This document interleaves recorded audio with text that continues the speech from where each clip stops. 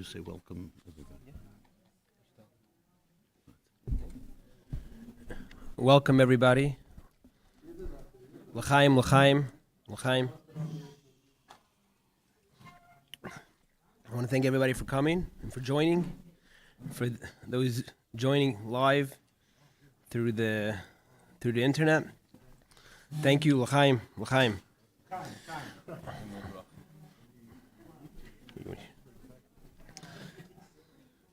So, first of all, I want to thank. I want to just thank a few people for making this whole thing happen. This fundraiser about the mikvah in Columbia, Missouri. Just for the sake of people who don't know about Columbia, Missouri, I'll just explain where it is on the map.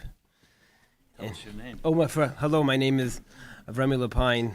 I'm one of the Lapine children.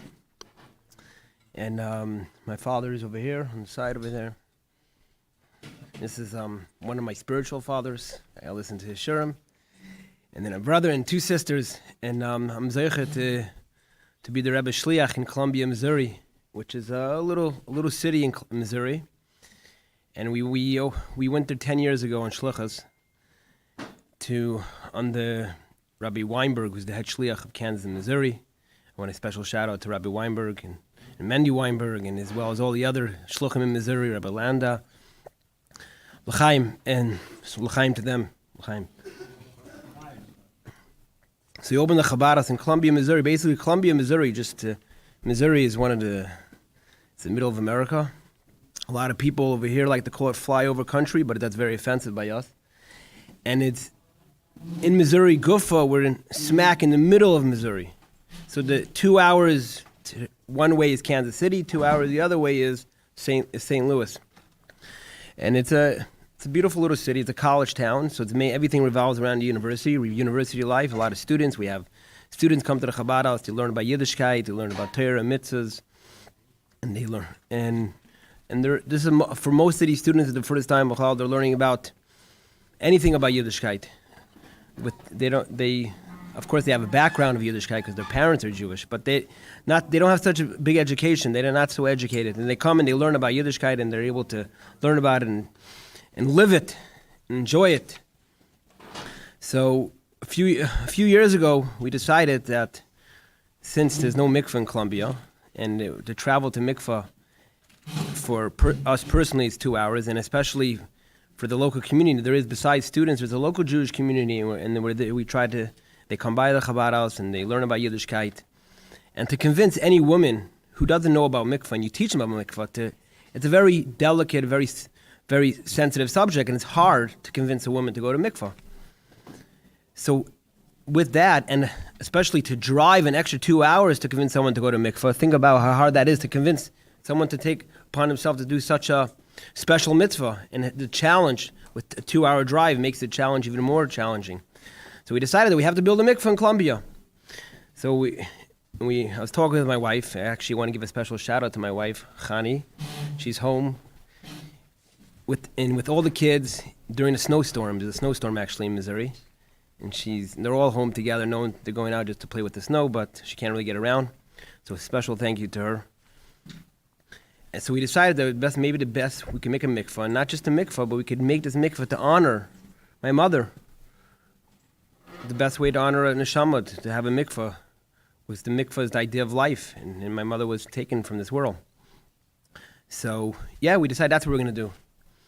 So I went that year. I went to drive to St. Louis. There's no minyan in Columbia yet. The closest minyan. So we always make a special minyan Ma'ariv on my mother's Yahrzeit in Columbia, Missouri during the week. We get a whole bunch of local community members. So the next day I drove to St. Louis to daven for the Amit, it was the Shliach there had a minyan in his Chabad house. His name is Rabbi Hershey Novak. And I told him about this idea that we wanted to do a mikvah in memory of my mother. And he was really, really excited about that. He's like, wow. And he said, I want to be the first one to contribute to the mikvah in Columbia, Missouri. And right there, he wrote a check. He wrote a check and gave us the first check for the mikvah. And So we're very happy. And then we started getting fundraising a little here and there, here and there. My brother, Fievel, he helped me out a lot as well. He reached out to a few people. And to make a long story short, COVID came, and then we put the plan on hold a little bit. And then afterwards, we had a big kiddush, a shluchim. And for the regional kiddush, it happened in Kansas City. At this regional kiddush, it's during Shabbos. And during Shabbos, and so we bring the whole Shabbos, all the shluchim together. And when it's on Shabbos, you have no choice. You can't really get distracted. So everyone brings is really geschmack. You can't get distracted by your phones, but anything. There's no distractions. So if bringing the whole Shabbos, and then during the Fabrengen, one of the shluchim got up, actually Rebbe Hershey Novak, and he said about this idea that I had to build a mikvah in Columbia, Missouri, in memory of my mother. And he said, we got to make this happen. And right there at the Fabrengen, all the shluchim got together, and they all committed. Right there, after Shabbos, I got like close to $20,000 just from the shluchim. So I want to give a very special thank you to the shluchim of this. It's called the Western region. It's composed of like so many different states, all these little states that are middle of nowhere. So I want to thank them for pushing me and encouraging me, and even taking upon himself to help raise the funds. And I want to give a very special thank you to Rabbi Yossi Shem Tov from Tucson, Arizona. He also was really, really active in making sure this happens. I want to give a very special thank you to him. And a very special thank you to, as I mentioned, Rebbe Hershey Novak from St. Louis. And a very, very special thank you to Yisrael Wilhelm from Boulder, Colorado. He as well, he was pushing me to do this and really encouraging me and helping me out. And then I want to give a very special thank you to the Crown Heights community for all their support in this beautiful fundraiser. And I realized something very interesting from this fundraiser, is that most of the people that are donating to this cause, I don't even know who they are.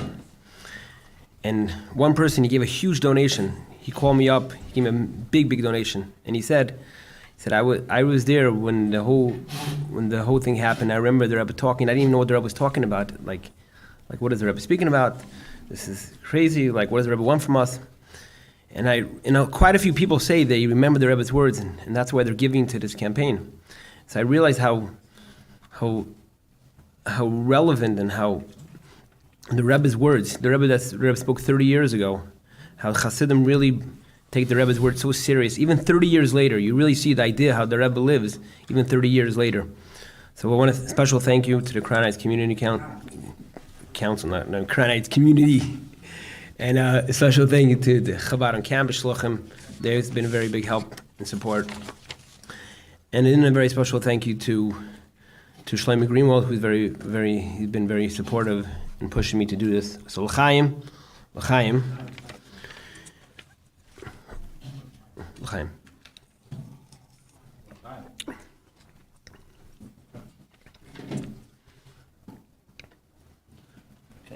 Ready to go. Anything else? Sure.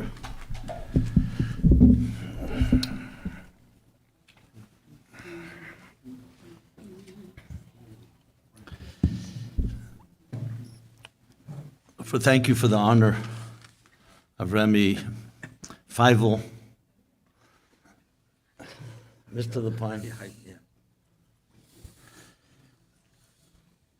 Yeah. We all would rather not be here this evening and honoring a Yahrzeit, especially of such a horrific tragedy, 30 years. But as the Rebbe taught us, everything at the end is an opportunity, and though we are still shaken by the horrific events that happened 30 years ago tonight, the 2nd of Adar in 1992, but we also get deeper strength. And when you look at the children as they've grown up, as Avremi just spoke about his shlichus in Columbia, Missouri, and the other children, each in their own way, continuing the legacy and inspiration that their mother and their father for many long, healthy years instilled in them. So it also is a tremendous source of strength to all of us. Being that I recall very vividly the events that happened 30 years ago, so I want to share a few feelings and thoughts. But I think a good place to begin is always with a story. When the Rebbe Marash, the fourth Chabad Rebbe, passed away, it was nostalgic. It was right before Sukkot. And the year was Tafresh Mem Gimel, which was the equivalent of 1882. It was Yud Gimel Tishrei, the 13th of Tishrei. So being that then there were no communications that we have today, technology, so the word, the sad news, it took a while till it spread. So those in the city of Lubavitch knew immediately. But the other towns around where the Hasidim lived, it trickled, especially being that it was Yom Tov and Sukkot came, so many did not know about the passing of the Stalkers. When the word finally reached a town, a very Hasidic town called Chernigov, where the rabbi, the Chabad rabbi there, the head rabbi, was the famous Chassid, the Radatz, he was called, Rab David Tzvi Chaim. So the word reached there of all day, Shmini on Hoshayna Rabbah at night. That's finally when they've heard about it. So that night, of course, it was Yom Tov, Shmini Atzeres, the first night when they dance Hakofis, they dance. And by Hakofis that night, someone went over to the Radatz with the sad news and said to him these words. He says, the Rebbe is Avek. Which means the Rebbe left. The Rebbe went away. It's a Yiddish expression saying that the Rebbe moved on to another world. As soon as he heard that, he fainted. It was Yom Tov. He was a big Rav. You're not supposed to be sad on a holiday. But he fainted. And they could not revive him. No matter what they did, they could not revive the Radatz. He was so shaken by it. And it was already getting to a point, it was getting dangerous. He's lying there. They can't get him up. The doctors came, whoever, nothing. Finally, someone thought of an idea to go to his father. His father was an older man. He was called a Peretz Chaim, the older chassid, because he wasn't so well, he was home. Peretz Chaim actually is known as as the only one that saw in his lifetime 6 Rabbeim, 6 out of the 7 Rabbeim of Chabad. He was a little child when the Alter Rebbe, he saw the Alter Rebbe as a young child. He, obviously the other Rabbeim, and he was an elder chassid when the Frierdiker Rebbe was born. So he saw the Frierdiker Rebbe as a young child, he saw the Alter Rebbe when he was a young child. So they went to his house and they brought him to the shul. They thought maybe he can say something to get his son, the Radatz, David Tzvi Chaim, to revive him, to wake him up from his fainted and comatose state. So he came and he bent down to his son and he said these words. He says, "A Rebbe geht kemel nicht avek." A Rebbe never leaves. And with those words, he did revive him. The Radatz got back on his feet. I didn't hear what happened next. I'm sure he danced Hakofis as best as one can dance under the circumstances. But those words, "A Rebbe geht kemel nicht avek." I thought of this story that I had heard when I was a bocher, a student in yeshiva, 30 years ago, when this great tragedy happened. It was a Thursday morning, and I'm not here to give a news account of the harrowing details, but we all know the story. With his beautiful soul, mother of 4, wife, of a dear husband was brutally murdered.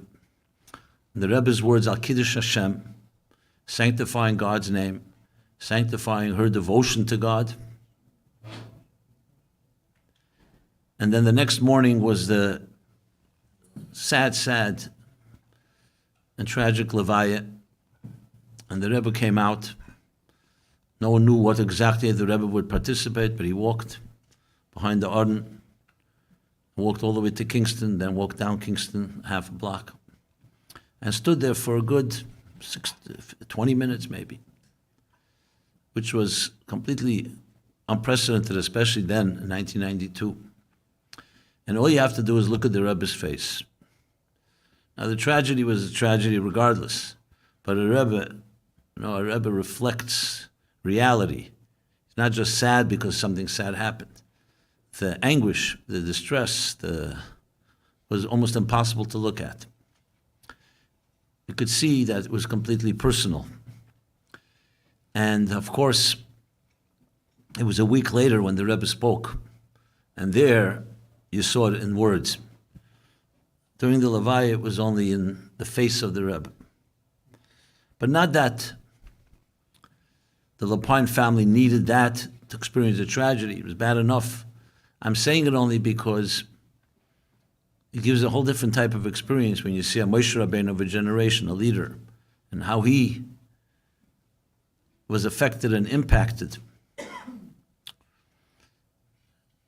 And then when we heard the words that the Rebbe said 30 years ago, a week later, after the shiva, those words have already been repeated and listened to. It's on video.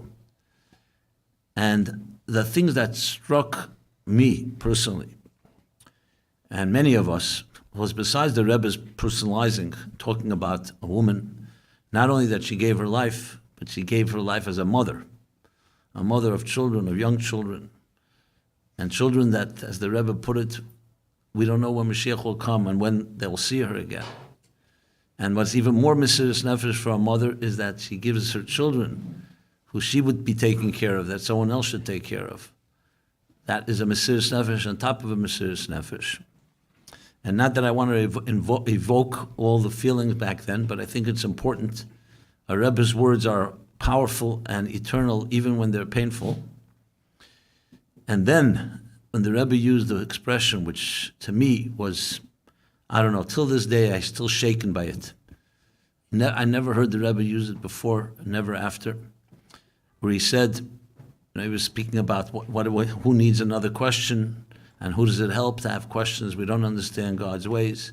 But then the Rebbe suddenly said, from Koheles, chapter 5, verse 1, he quoted and said that though it says in the Pasuk that be careful how you speak, how you complain to God, because God is in heaven and the human being is on earth. So make sure you keep your words to a minimum. Dvarim mu'atim. That the Rebbe should say that. It's one thing we've heard many times from the Rebbe, yelling out to God about the golus, about suffering, about agony, about tragedy. But here he was actually invoking a verse that says, be careful. And the Rebbe is saying it. To me, it was like that idea that a Rebbe is with his children, and that the kedosha Pesha Leah Lapine was not alone in her suffering, and neither were her family. That the Rebbe was right there, and he's ready to put himself on the line, if you can say those words, by challenging God, and saying a verse that says, don't challenge God, be careful how you speak. Now, I'm not saying that to be dramatic, but I'm saying it because it just captures how Rebbe is with us, and the Rebbe never leaves. Because as painful as a loss may be and a tragedy may be, what's even more painful is when you think you're all alone, and there's no one there with you. And what the Rebbe was stating, and clearly stating, was that I am here with you in the most painful situation. And when you see the imagery, the images, and you hear these words, in some strange way, it does give strength. Because it gives strength that the Rebbe, and with that Hashem himself, is not just with us in joy, And it's not just with us when things are going well, but like when Hashem appears to Moshe Rabbeinu the first time, where did he appear to him? In a thorn bush, of all places, a sneh. And he tells Moshe Rabbeinu, I'm choosing you to go take the Jews out of the hell of Mitzrayim, this God-forsaken place. So the question is, why did God choose a sneh, a thorn bush, a lowly thorn bush? You would think God's making his first appearance to Moshe Rabbeinu should appear in a beautiful apple tree or some other elegant vegetation. No, in a thorn bush. And one of the reasons for it is because Hashem understood well that Moshe Rabbeinu is going to be challenging him. He knew it's not so simple, because the Jews were suffering terribly in a horrible, hard labor, a genocide, everything the Egyptians perpetrated on them. So he understood, Hashem did, that Moshe is going to say to Hashem, oh, that's very nice. You're sending me to take them out of this dark place. Where are you? You're up in heaven. You're living in a place of glory and beauty. Are you with us in this pain and suffering? Had Hashem appeared in a beautiful tree, that would be the problem. So Hashem appeared in the lowliest of all trees that doesn't have fruit, thorns, a thorn bush. It represents the pain of life. And I'm there, that's where I appeared to you. I'm with you in your darkest moments, which of course gave the strength to Moshe that when he goes to the Jews, he can tell them, you're not alone, not coming alone as a messenger, but there is God with you in the darkest of dark. And in some mysterious way, knowing that gives us some strength to fight. You know, the saddest of all books is the Book of Lamentations. We say on Tisha B'Av, Eicha Yoshva Badad. Alas, look how sad, she sits alone. It's referring to Yerushalayim. Yerushalayim is all alone. So of all the things that Yirmiyahu, the prophet, begins to bemoan, is not the killing of so many Jews during the destruction of the temple, not the expulsion and the beginning of a hard, bitter exile, not the very destruction of the temple itself, and all the other things that came with it. What bothered him? What did he begin with? The loneliness. Being alone, because you feel there's no one there with you. And that doesn't, then you don't have the strength to fight. I would submit, and I can say this from experience dealing with many people, we all go through dark moments, but when you know there's someone with you, holding your hand, or even carrying you at times, or you can lean on, it gives you that extra strength to forge ahead. So it's critical to know that. It's critical to know. And we can't help but wonder, even though it's all speculation, that 25 days after the 2nd of Adar, 1992, what happened? The Rebbe on the dark Monday night, on the Chav Zayin, 27th of Adar, 25 days after the 2nd of Adar, which was also a leap year then, the first Adar, the Rebbe suffered a stroke. Of all places, at the oil of his father-in-law, of the Frierdiker Rebbe. A stroke that we all at the time hoped would turn around, like it did with a heart attack 14 years earlier. In 1977, Shmini Atzeres night. But ultimately, it led to the sad and tragic day, L'chaim, the sad and tragic day of Gimel Tammuz, 2 years and some months later.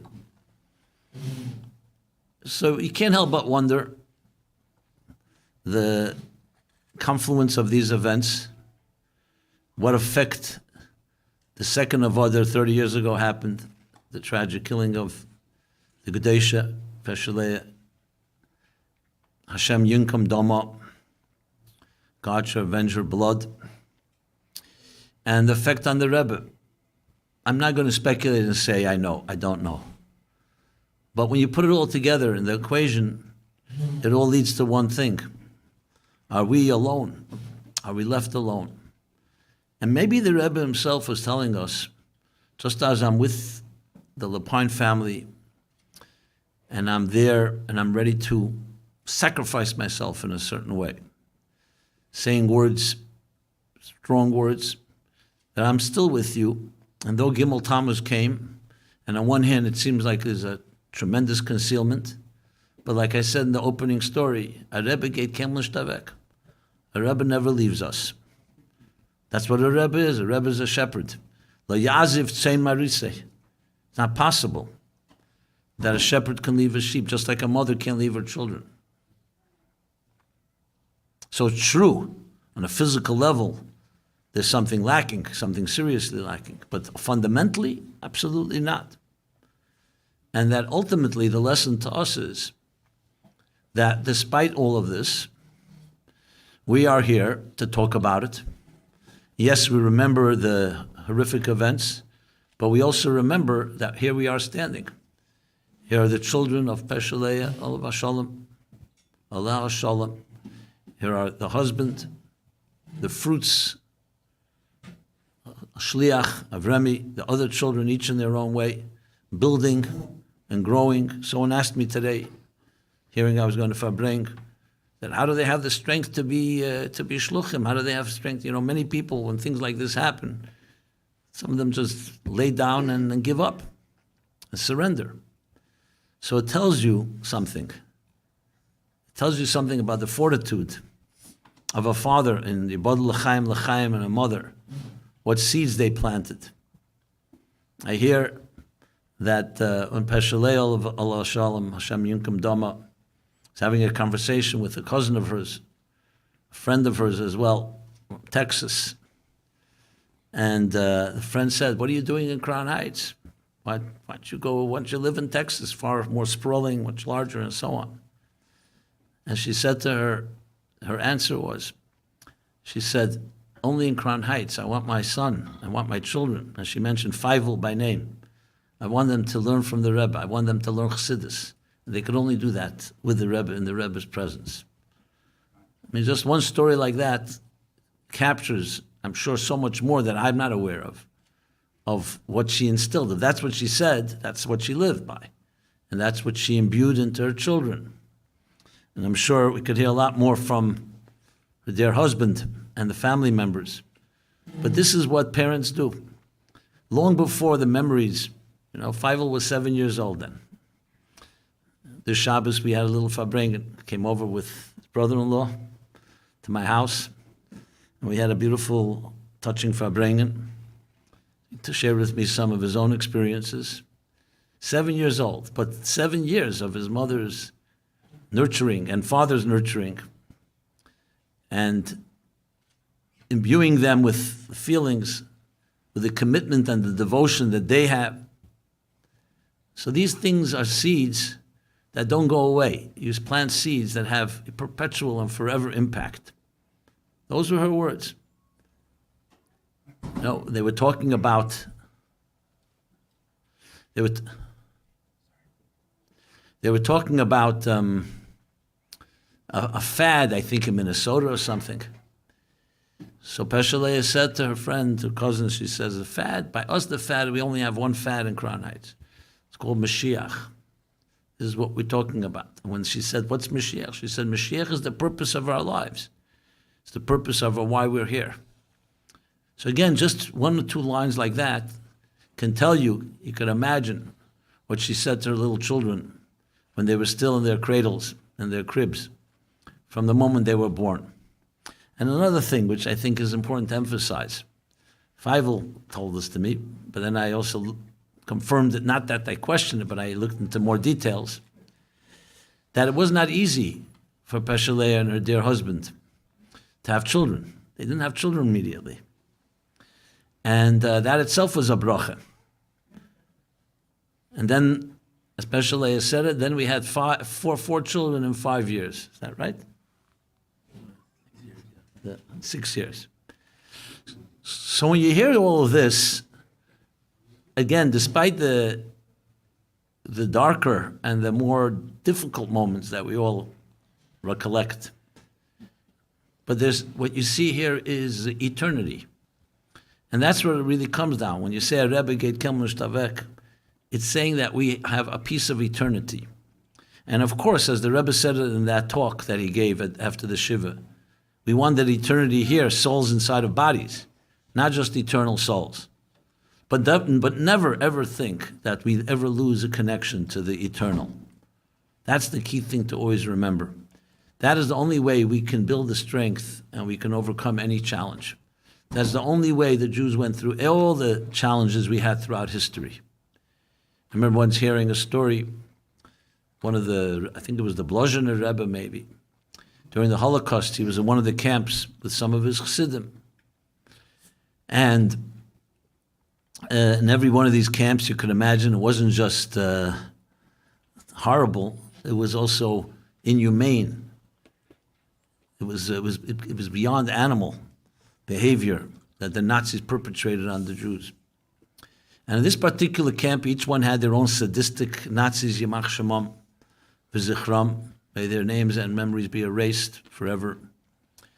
In this particular camp, the commandant had this sadistic pleasure of playing a certain game, quote unquote. And what was the game? He would have the Jews dig these wide trenches. And then here were the rules. If you can jump over the trench, you live. And if you can't, you'll be shot. Okay, the Jews had no choice, they lined up. One of the chassidim says to his Rebbe, he says, Rebbe, enough of this misery, enough of this inhumanity, of this humiliation. Let's just give up our lives, allow ourselves to be killed, and return our neshamas to heaven. And his Rebbe said to him, no. As long as God gives us even 1 ounce of strength, and even some glimmer of hope, of life, we have to keep fighting. You never know where it's going to go. And with that, this game, quote unquote, began. They played music, that was just added to the whole sadism and horror and cruelty. And the trenches were dug. People began jumping in the mayhem and the havoc. No one knew who lived and who didn't live. Well, a few weeks later, the camps were liberated. And lo and behold, the Rebbe and the Chassid that had that conversation both survived. And they met in some DP camp a little while later, both surprised to see each other. And the Chassid says to the Rebbe, what happened there when we were jumping over those trenches, those wide trenches? You're not a young man. How did you make it? How did you jump over? So the Rebbe, Blozhiner Rebbe, said to him, it was simple. I closed my eyes and I imagined holding on to the kapote, to the coattails of my holy father and holy grandfather and holy great-grandfather, and as many generations back, I held on to my dear life, and it gave me the strength to jump over the trench. And the Rebbe turned to the Chassid and said, how about you? You're also not so young. How did you jump? He said, I held on to your kapote. I held on to your coattails. Like the famous story with Rab Meir of Primishlan, who once came to a town, he was looking for a mikveh Friday to go to the mikveh. But in the towns in Russia, it was freezing during the winter. The slopes were slippery. The mikveh, the only mikveh in town, was at the bottom of a slippery slope. So most people didn't go. It was too dangerous. But he was an older man, but he went. Some of the cynics in the town didn't believe that he could make it, so they went in to watch. And to their disbelief, there he is. He's walking down the slopes completely unscathed, going down, coming back. When they followed him, one of them broke this, and this one fell, So Shabbos, they meet him, and they said to Rab Meir, he says, we watched how you went to the mikveh. How did you manage scaling those slippery slopes? So he said the famous expression, it's brought very many times by the Rebbe, by Chassidus, and by the other Rebbe. It's brought that he answered, as mit zugebunden eben, fällt man nicht unten. When you're bound above, you don't fall below. In other words, you have strengths that are beyond your own. Go with your own strength, So then if it's slippery, you go at your own peril and risk. But when you hold on to the coattails, it changes everything. It doesn't mean that it's always easy, but you have something to hold on to. So I feel this opening of this Farbrengen, important to really underscore that, besides the fact that we're remembering a beautiful neshama that gave her life for herself, for children, and all the things the Rebbe said about the mesiras nefesh, and how profound and committed that is. But there's also, at the end of the day, there's great strength that comes all out of all this, especially 30 years later. Because we remember it all. We haven't forgotten. And at the same time, I think we can take from it that great strength and fortitude to know that we are not alone, that we are tied above, and we have that connections. And I say this to all the Lapine children and their children and their husband, that your holy mother and holy wife, holy grandmother, is with you here, with us, together with the Rebbe, and gives definitely strength. And though it's true, as the Rebbe said, she's not here physically to be able to educate her children, but clearly the strength that she gave have brought up beautiful children. I want to wish Feivel's particularly a bracha to find his shidduch as soon as possible. I promised him that we would make a Sheva brachas for him, invite the whole community and beyond. We're already scheduled the Sheva brachas. Now we just need a date for a wedding. And we have our dancing shoes ready. And should be, all the children should have tremendous, tremendous simcha. You know, we'll talk about this some more, what the Rebbe said. Feivel asked me, what did the Rebbe say that Shabbos? Before the talk that he gave a week later. Shabbos was the next day. Shabbos was Adar I that year. So we'll talk about that as well. But one point, that Mishanichnes Adar Marbim B'Simcha.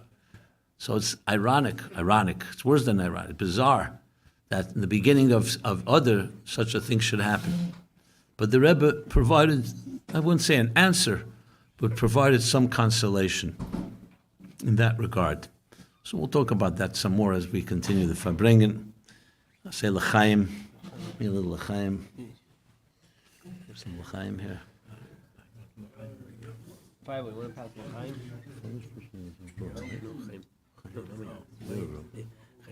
Chaim what? Chaim David. Rab Chaim David. No, good, for sure. Just give me some L'chaim, Rab Chaim. Chaim David. You should always have Chaim David HaKoyen. Yeah.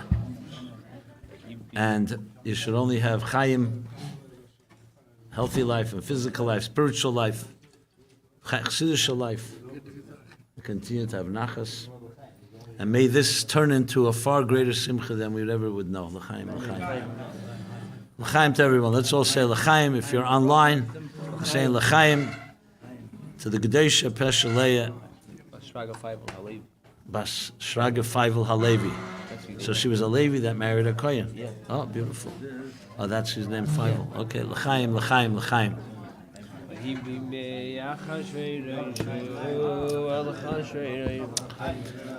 Achashverosh Achashverosh Amalach Mihaydu. You have to have them not go by.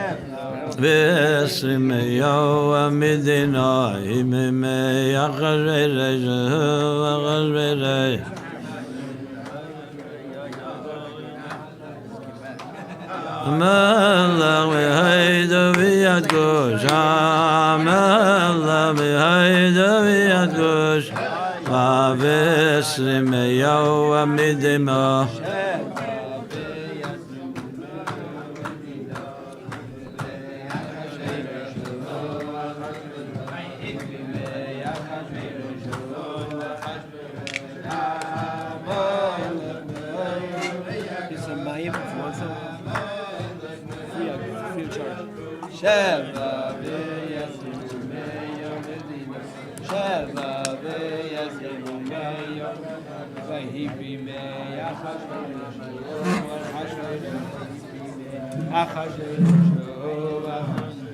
Ha'moilech mehoidu v'yakosha. Mehoidu v'yakosha. You know what's also kind of ironic? You know what's also kind of ironic? Today's Tanya. It starts about the new truck on Adar.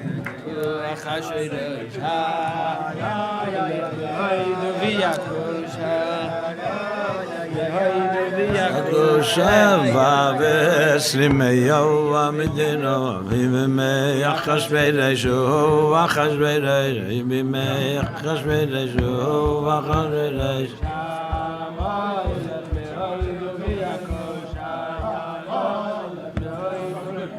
Want any food? Hungry at all? Want food?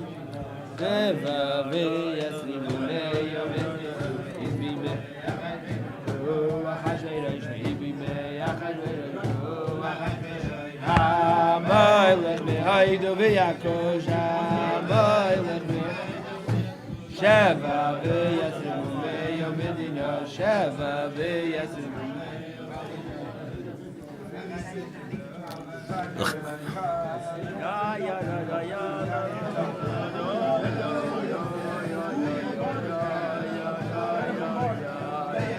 Sheva v'yasrimu meyo medina. Sheva meyo medina. V'hibi meyo achashvereshu achashveresh. V'hibi meyo achashvereshu achashveresh. Ha'moilech mehoidu v'yakosha.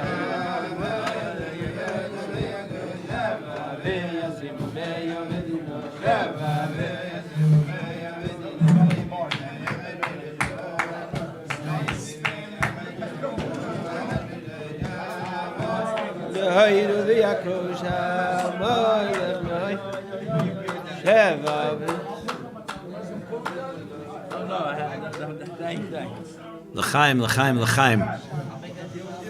Please, everybody give their attention to Rab Chaim David HaKoyen. He's going to share a few words. L'chaim, l'chaim.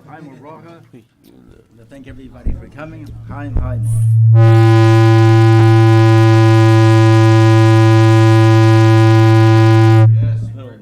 Background. I will give it to you in a second. Right.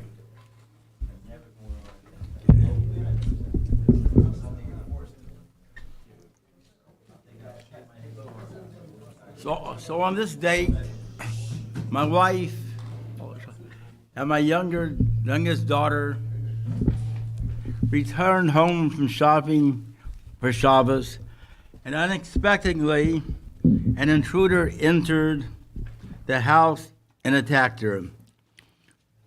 She made a gallant effort to resist this pursuer, but unfortunately, she succumbed to a most brutal crime, leaving me bereft of a wife and my children without a mother. Years have passed and memories have faded, but I still faintly remember these comforting and penetrating words of the Lubavitcher Rebbe, reverberating. So I will give over, I guess, 2 points of his talk. The first thing he said, this is the neighborhood in which the previous Lubavitcher Rebbe's house of study, house of prayer, and house of good deeds is located. Therefore, what happened is inconceivable. The second point is, being taken from her children is a greater self-sacrifice than giving her of her own life. For this means that she had to give up the upbringing and the education of her children to others.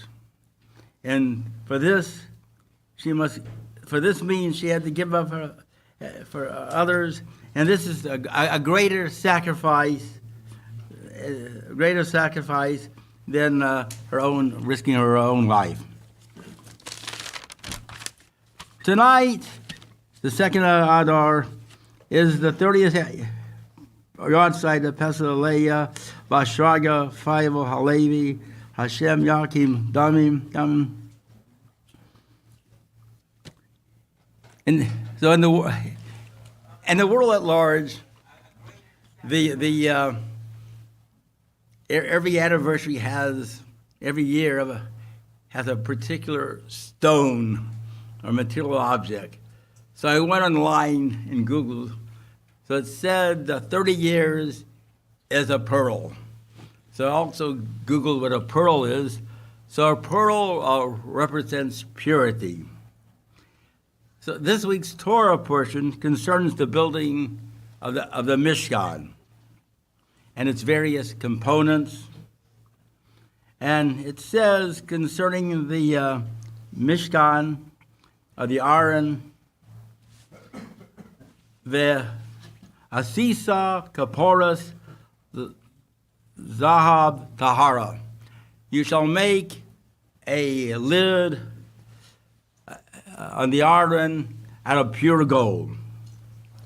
Further down it says concerning the menorah, the same thing basically. Asisa menorah of the Zahav Tahara. You shall make the menorah out of pure gold. So every Jew has a sanctuary within him or her, and the foundation of this sanctuary in every Jew is whole, clear, and pure. So how do we tap or maintain the sanctuary? By focusing on the mainstay edifice of the Jewish home, family purity. Around 10 years ago, Avrami, my son, went out on shlichus to mid-America, the heart of America. He went on campus shlichus to the University of Missouri, fondly called Missouri, University of Missouri, fondly called Mizzou. Yeah. And he acquired a Chabad house right across from the university. The University of Missouri is the main university in the state of Kansas. It's a sprawling, huge university in land size, and it has a population of students of 33,000. 700 of them are Jewish, and most of them come from the St. Louis metropolitan area. But he's been there 10 years and has made a big impact. Now he wants to make another impact.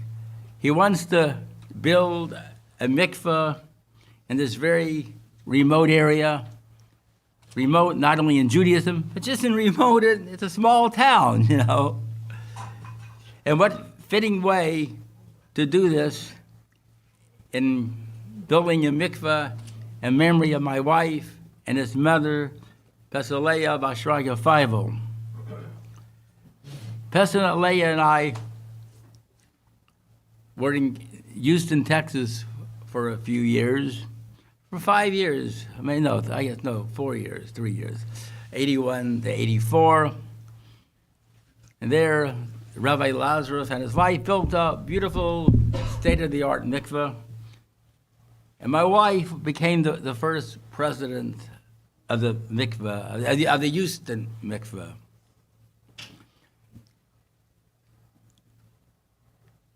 I know personally that she has caused 3 people who weren't religious to go to the mikveh, and now they're religious or growing in their religiosity. So mikveh was something close to her heart.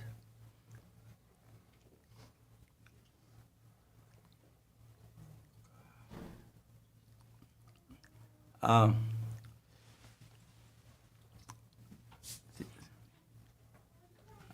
me see what else I can remember about her, about I guess.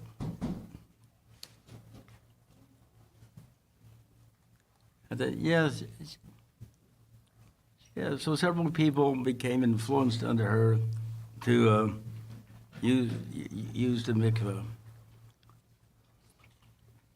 So I guess this would be a wonderful tribute in her memory, and I hope it will be made very soon. Hi. Yeah. I think more to say in a minute. No, yeah. For right now, that's enough. No. Hi, Baruch.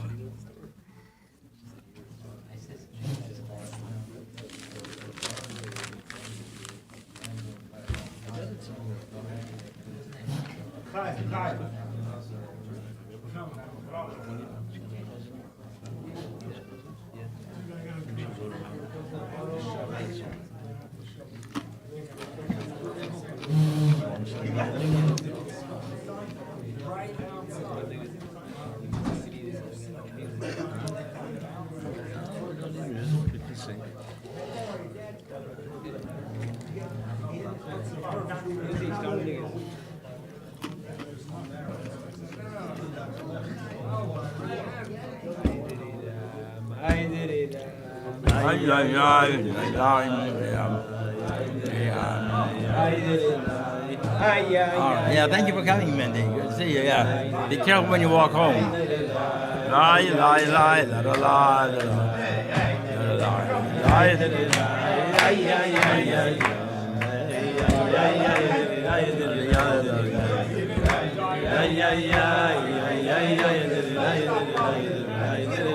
You want to say something more now? Or Later on. Yeah. I think it's I was better.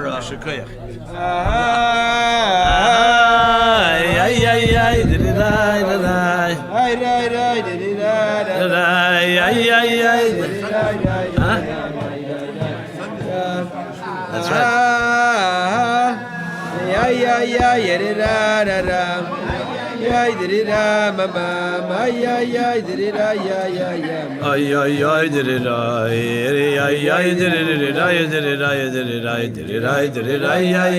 Yossi, everything going good?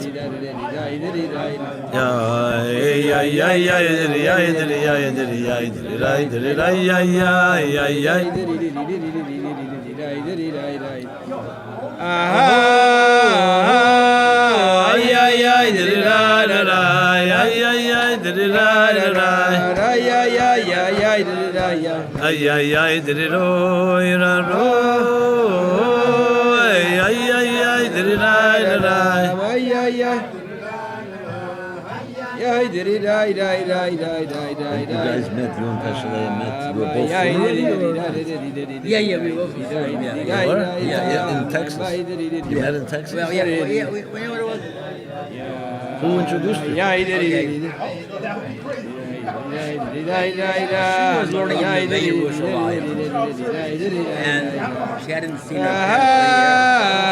and she was going to go back and work there as a she came to Texas, and she stayed at someone's house in Houston. And the person knew I was, they weren't Lubavitch.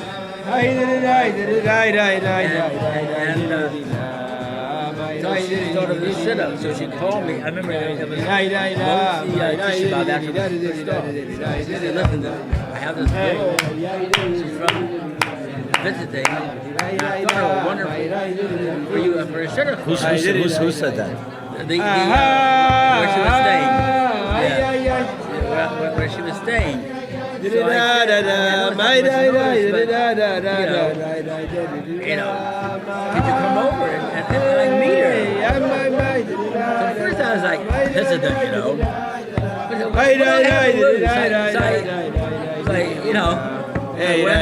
brush my teeth. I don't think even change my clothes, wash my face, eat something. I I went there. I went there in the summertime. I went there. We had like a Swedish date, I guess, because we were basically in our living room. Whose living room is it? The person who raised the shit up.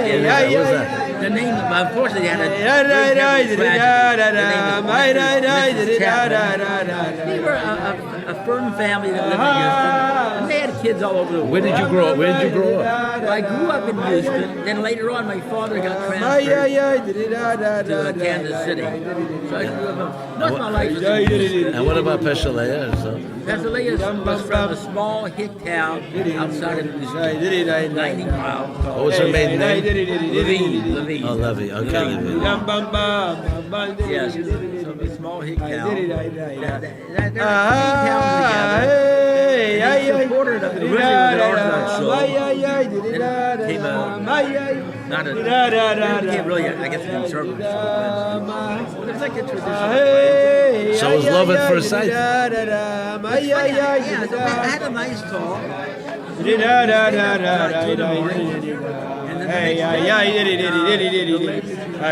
she was going home. She said she was interested in me. And I was interested. So we went out for 2 weeks. And the whole time, she is from Yerushalayim. They got married in 5 or 6, 3 or 4 days. And she had this commitment because she had to get back because she was supposed to work for them, So I was getting all nervous, anyway. So anyway, I realized, I guess, this is my mesiras. So I went to Rebbe Lazarus. So I told him this. We moved to Rebbe. What year was this? This was 1978. I went to Rebbe for a bracha to get married. The Rebbe Lazarus turned around. Hi, David. Are you a Lababasher? I guess I like to be a Lababasher.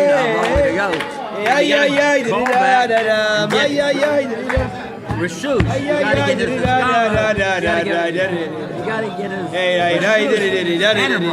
I just asked for a bracha. So I called on him. Now or two later, the Rabbi to get married. And when did you get married? What was the date of the wedding? Yeah, we got married on Zion Shvat. Zion Shvat. Yeah, right. Tavshin Lamed Ches? Yeah. Yeah. Or Lamed Tes? Lamentations. It was in '79 that time we got Rupa. Yeah. Very nice. Yeah, What was Pesha Leah's birthday? When was her birthday? Her birthday is the 19th of Av. Yeah. 19th of Av? Yeah, 19th. One of my daughters got married on that day. Very nice, very nice, very nice. Yeah. Very nice. L'chaim. Continue. L'chaim. It's an honor to sit next to you, by the way. My honor. Because usually to see you in real life is a delicate, it's a novelty.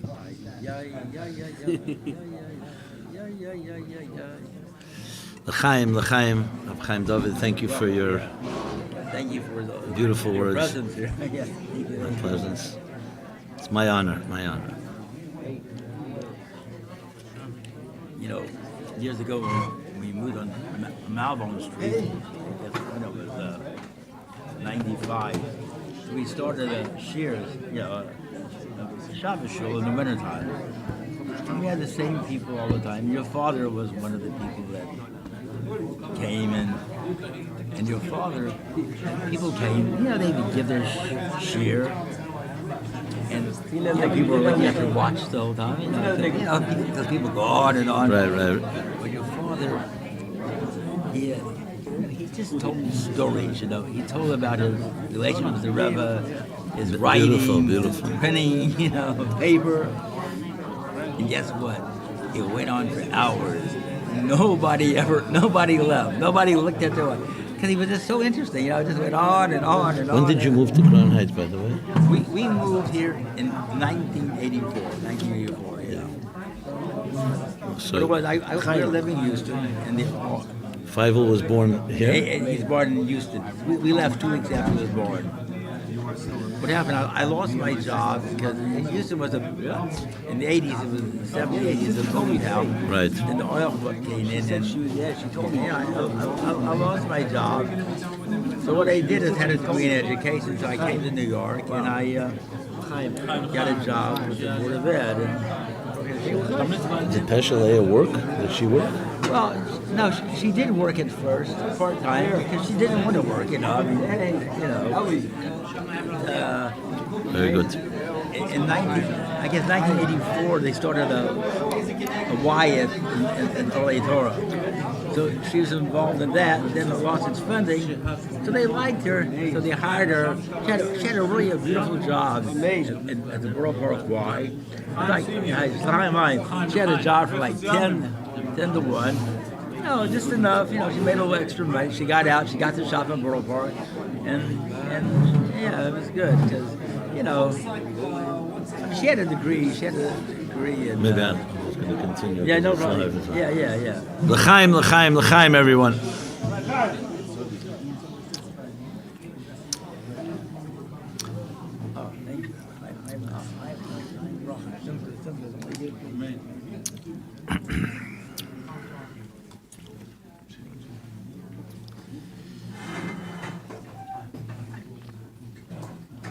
One of the biggest challenges in life is how you transform pain into joy. Every system and every school of thought that has ever addressed the issue of healing, whether in our contemporary times or throughout history, has always struggled with this.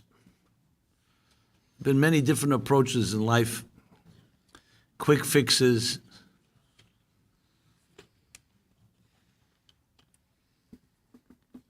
some longer-term solutions and interventions. But frankly, most people, actually, when they deal with tragedy or they deal with setbacks, usually doesn't always bring out the best in them.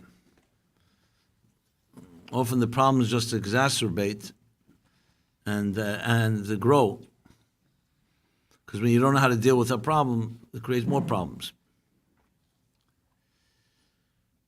And very often, even in our Jewish world, where we have a Torah and we have Chassidus, but we're not always equipped or not trained to, how do you translate that into a modality that actually can help us grow, and especially when things did not go so well. It's not a big achievement that when everything is going smoothly, okay, but as Warren Buffett says about investing, he says, it's only when the tide is out that you can tell who's been swimming naked. When the tide is in, everybody's swimming and everyone's a kapushmachet, everyone's a whole,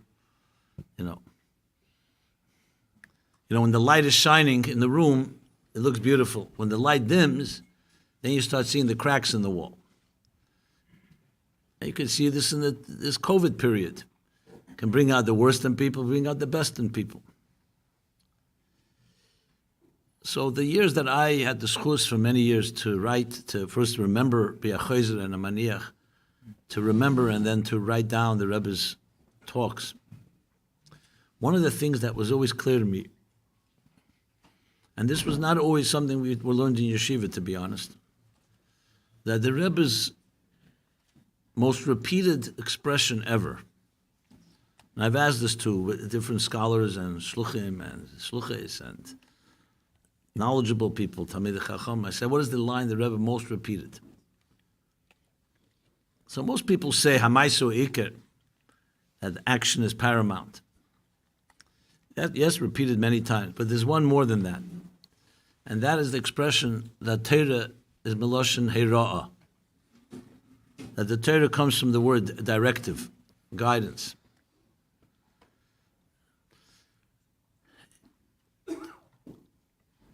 many times in one Farbrengen, the Rebbe could repeat that more than 10 times. And you'd think, once the Rebbe said it, how many times you have to repeat it? Because as much as you repeat it, it still has not necessarily been driven home. You ask most people to translate the word Torah, they'll say the Bible, they'll say the written Torah, Book of Laws. Everybody has their definitions. Very few people are going to say it's life's operator's manual or a blueprint for life. Chabadniks will probably say it by now because we've heard it enough times. But it gives you a whole other take on what Torah is. Torah is not just a brilliant book, the best-selling book of all time, by the way. So much, a big seller, it's not even on any of the lists because it would always be on top. It just wouldn't look good. Just to tell you how true this world is,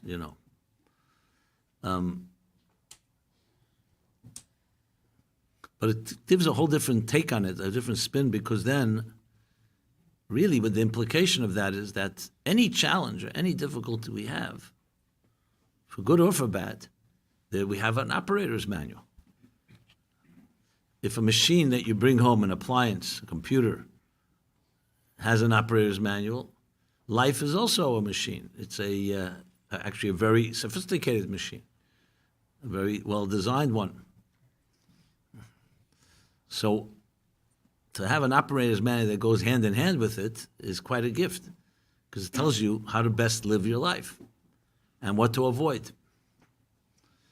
And that really is one of the great challenges of our time, and that's why the Rebbe was so important, because Torah was being rendered, even by the most devout, as an academic book. You learn Torah, you learn halacha. But if someone says, if you have a personal life issue, how many people do you know are going to open up a chumash and look for an answer? We'll open up a chumash, or we'll say Tehillim, because it's like a zgula or something. We're beseeching God. But not because you're going to get advice in Tehillim. As a matter of fact, most people don't even understand Tehillim. It's quite difficult, quite cryptic, the Hebrew there. And that's fine. There are things that we say, even if we understand or don't understand. It's a tefillah.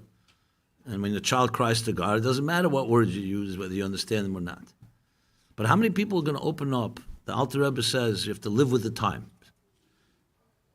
And when he was asked what that meant, later, Mittler Rebbe, the Chassid, explained, it means living with the parsha that we read during that time. But that means that in this week's parsha, you're going to find answers that relate to this time in our lives. But again, how many? I remember as a child being somewhat of a little troublemaker or a little mischievous. I once asked my father, then I asked, then I never asked again because I was silent, so I stopped asking. But I didn't stop asking internally. I remember being in shul, and they were reading the Torah. And in any good shul, when they read the Torah, there's always this self-appointed correctors. They're correcting the Balkeda. Later you get older, you start finding that they may have some of their own psychological issues they need to deal with. Like some feel they should have been the Balkeda. One of those identity crisis. But Kapam, they start correcting, no, it's different trop or the pronunciation. And I was always very intrigued by these correctors. Are they that devout and pious in other areas of their life? Let's say Avis Yisrael, do they also so medactic in loving another unconditionally? And it wasn't because I was critical. It was just I found it to be an interesting obsession. Somewhat, later they call it OCD or whatever. Now, I'm not saying there isn't any value to it, but then as I got a little older, I went over to one of these professional correctors, whatever you want to call them, and I said to him, I see that your mamish listened to every word. I'm so impressed. Every word. You don't miss a word, and you don't miss a correction. I'm just wondering whether you also find meticulous lessons in life from every word in the Torah as well. Because after all, Torah is Melashon Eira. And the guy started yelling at me, So I felt I touched a nerve. Now, again, I'm not here to dismiss. Everybody has their role to play in shul. You know, there are self-appointed gaboyim and shamoshim, and everybody's got their role. That famous line that everybody repeats, the yeder kaker hotalaker, actually comes from my grandfather, my maternal grandfather. So, if we were really ready to monetize it, we'd charge a royalty every time you use that expression. My grandfather, Yankel Lipsker, was a gabbai in 770. And then, I don't know if you remember, there was a time in 770 when you entered, you couldn't move anywhere. There were lockers everywhere. The imamish couldn't move. And my grandfather once came in and he looked and he says, Yeder kaker hotalaker. That's where it comes from. I'll let you translate the first word. I'm not going to. So everybody's got their, I guess, their role to play in this life. But the dissonance between being so precise in Kriyas HaTorah and honestly, how many people can you find me a person that when they have an issue in life will go open up a parsha or a Gemara for that matter, or Chassidus for that matter. The Alter Rebbe writes in his introduction to Tanya that he's providing answers to all challenges, to all life issues, to all Inyoni Avedis Hashem. And not only that, he says, if you don't find the answer, go to the G'daylim Shebe'ir, to the leaders in the community, and let them help you find it. That means it was serious. It means that he really meant it. It wasn't just a nice line. So tell me, I'm sure everybody learns Chitas here and learns Tanya. So do you find answers to your life's issues in Tanya when next time you have a conflict with your spouse? Like you open up a Tanya and you find an answer? And again, this is not meant to be critical, just meant to point out something which I think is quite blatantly important to address. Since see where I'm going, I know you say, why am I sitting and pontificating about this on the 30th Yahrzeit of... but it's very relevant, as we'll get to in a moment. So very much part of my life's mission that I made, especially sitting at the feet of the Rebbe for so many years, was I always saw that was the Rebbe was giving his life for. And for that matter, the Rabbeim before. I didn't meet the previous Rabbeim, but what were they doing all day? They were writing Chassidus. That means that they found in Chassidus, and writing Chassidus and teaching Chassidus, that was the biggest gift they can give us. Because they could have sat all day and take Yechidus. People could come to them there for advice. But that was not the case. Most of the time, they were either speaking or writing Chassidus. And the Rebbeim being leaders, in other words, they felt that the best thing they can do for us is give us Chassidus, because all the answers would be there. So it was always clear, to me at least, in working in the Farbrengens, no matter how dense and complex and profound and elaborate and comprehensive the Rebbe was in the Farbrengens, that it all came down, Teireh Meloshen Heirah. What is the takeaway call to action, as they call it today? What is the Ma'inaf Kamina? What difference does it make? Reb Chaim David mentioned before the Parsha, Zohav Toher, pure gold. So, of course, the implication is that Pesha Leah was a piece of pure gold. That's a lesson. It's not just about a mishkan, about the sanctuary, or it's about the temple or the ark, the kaperis or the menorah or the other parts of the mishkan. It's about v'shachanti b'seicham. The mishkan lives within each one of us, and each of us have to be like pure gold. That's an example. So there is no farbrengen, there's no sicha, where the Rebbe does not come away with a hirah. I would challenge anyone to show me a sicha where it doesn't come away with a hirah. Always. It may be a whole introduction of explaining a Rambam or a Gemara or a Siyum or a Rashi or a Zohar or Pirkei Avos, but that all led up to, after the conclusion, was after all the questions and answers. So what does it mean to you and I?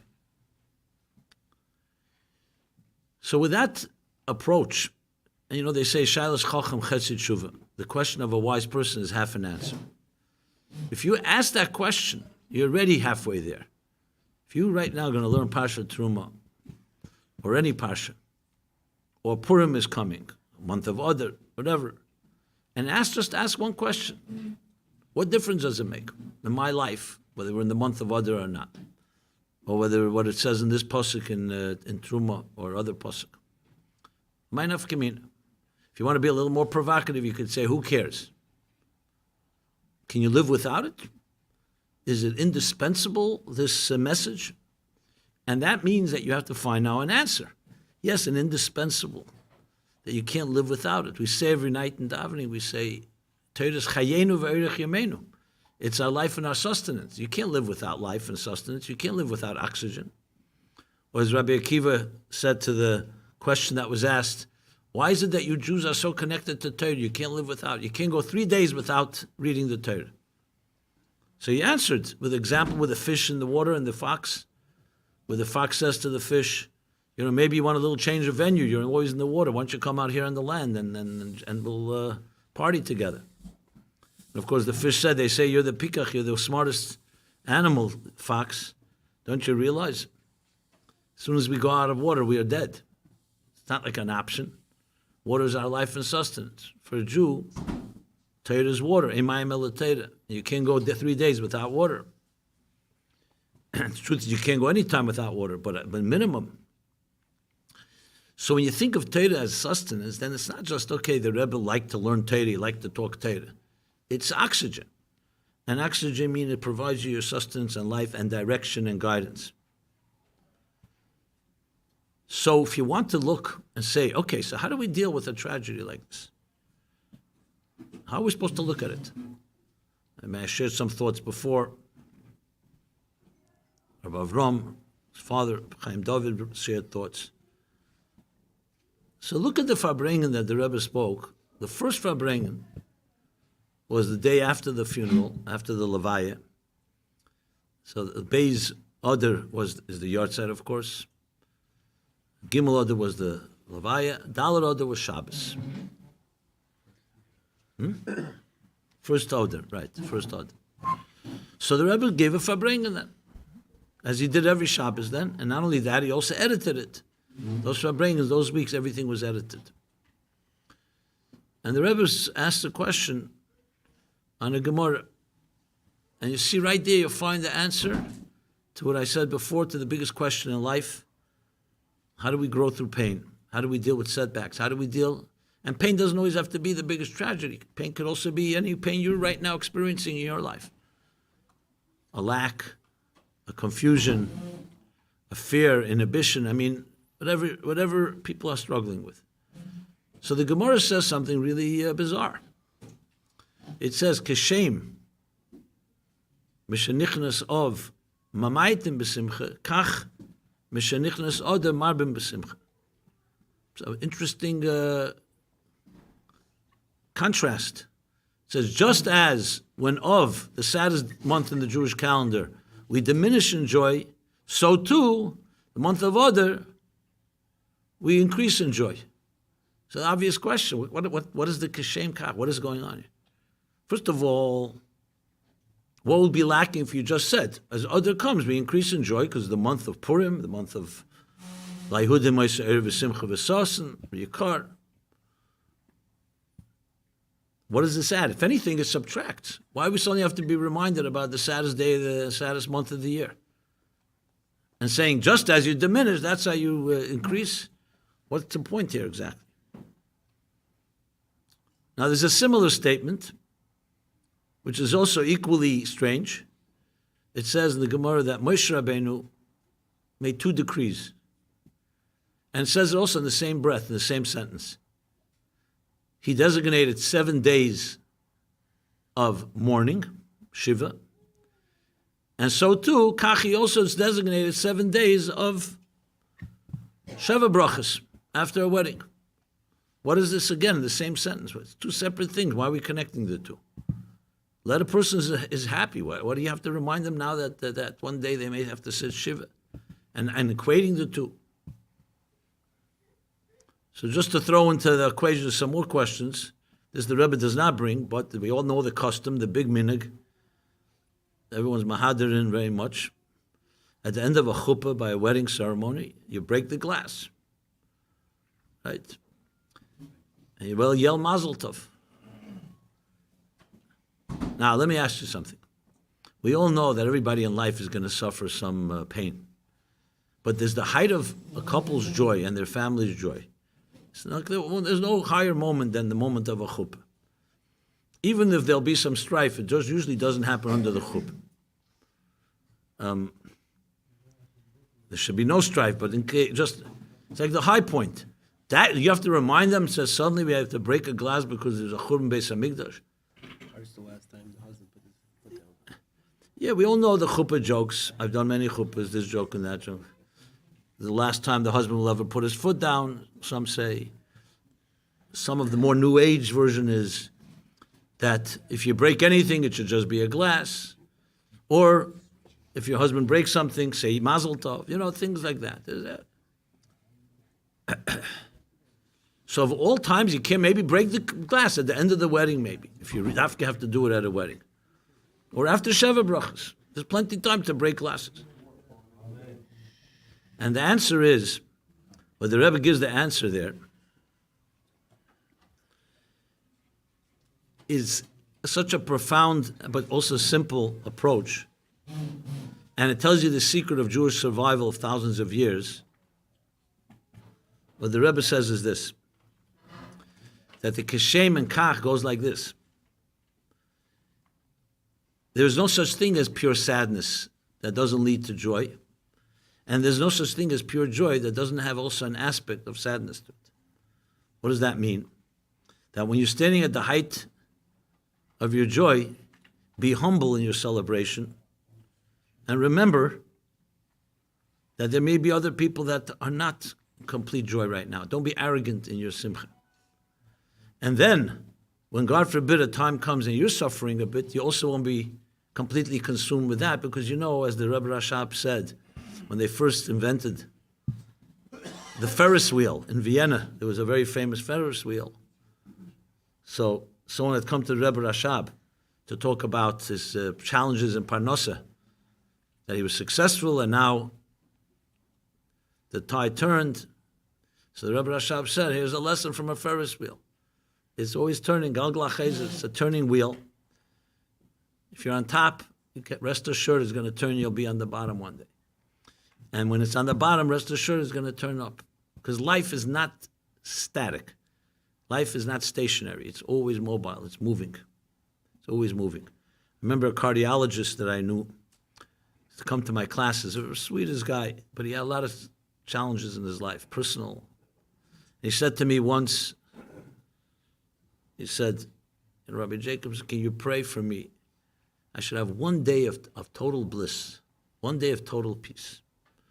So he had a good sense of humor too. So I said to him, you mean like a flat line? You know, so he said, no, not that peaceful. No, not that peaceful. If anyone knows what a cardiogram is supposed to look like, it's not supposed to look like a flat line. Yes, a flat line, you're not going to have any anxiety, but you're also not going to be alive. So, you know, unfortunately, people not alive don't have any anxiety. I know it's not a good joke to make tonight, but you get the idea. What does a cardiogram look like? A good, healthy heart, like a wave. Nothing flat. It's always moving. Now, yes, if you have too high peaks and too low valleys, too high anxiety or too much animal bliss and too much calm and relaxation is not healthy. You have to have a healthy measure of angst. That's what a healthy life is. It's mobile. You know, it reminds me, there was this old Jew sitting on a bench one day. He was very depressed. So his friend comes over. He says, Yankel, why are you so depressed? He says, my wife is very angry at me. Your wife is angry? She's always angry at you. What's new? He says, no, today's something special. What happened? My wife went to work today. And then she asked me, what are you going to do? And I told her nothing. So she said to me, you said that yesterday. So I told her I wasn't finished. I wasn't finished doing nothing. So we have today in the modern phenomenon a concept that people are looking to be PhDs and doing nothing. You know, like a couch potato. I do nothing. It goes against the nature of a human being. Your heart is beating all the time. You're breathing all the time. There's no concept. There's nothing that does nothing. Everything in life is moving. Every season changes.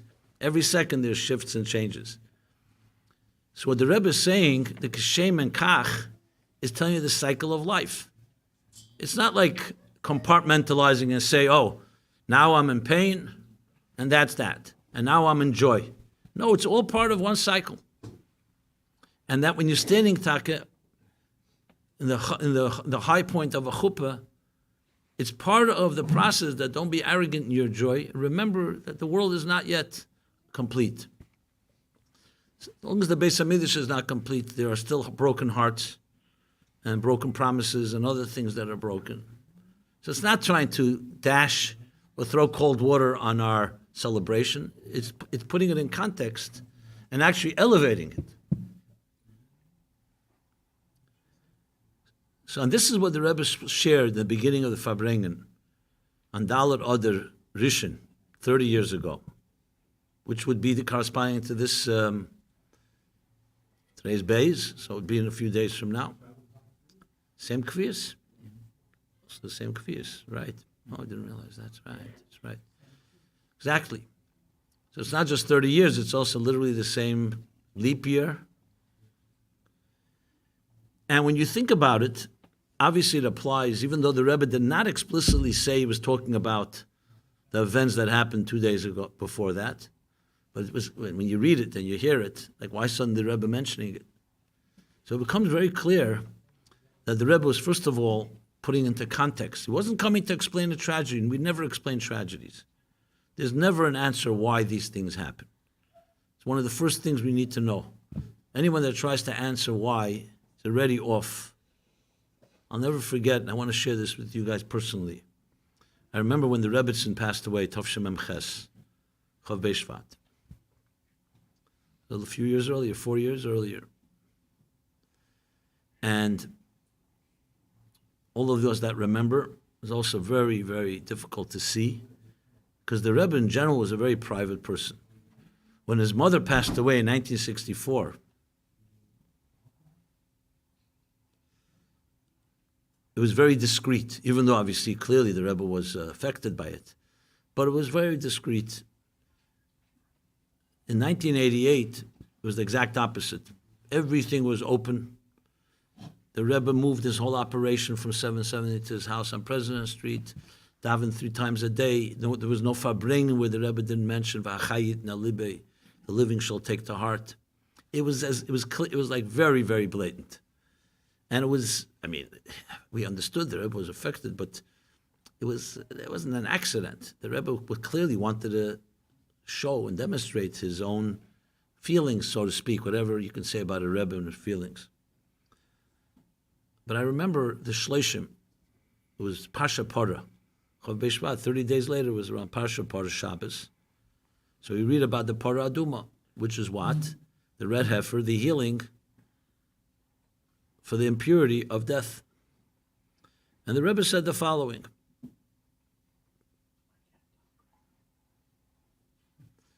You can't talk or you could talk? And the Rebbe said, the Medrash says on the Pasuk, Zeis Chukas HaTeirah, this is the law of the Teirah. What the Chukah, the ultimate Chukah is Parah Aduma.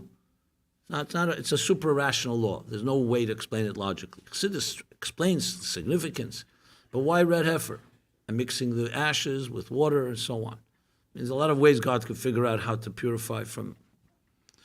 So when it says Zeis Chukas HaTeirah, wherever it says in the Teirah Zeis, it means Marabetz Boy V'Emer that God felt it necessary to actually show Moshe Rabbeinu with his own finger, Kavyochel, so to speak, this mitzvah. So the Medrash says why. What was bothering Moshe Rabbeinu?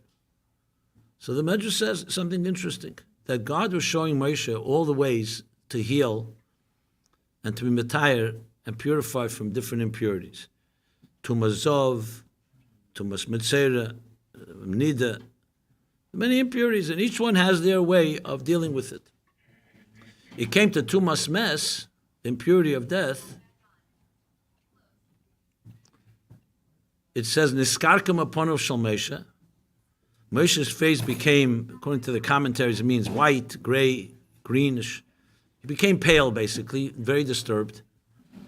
And he exclaimed, "Mameta he tarose." What will be the purity? What will be the healing? What will be the purification for this toxin called death?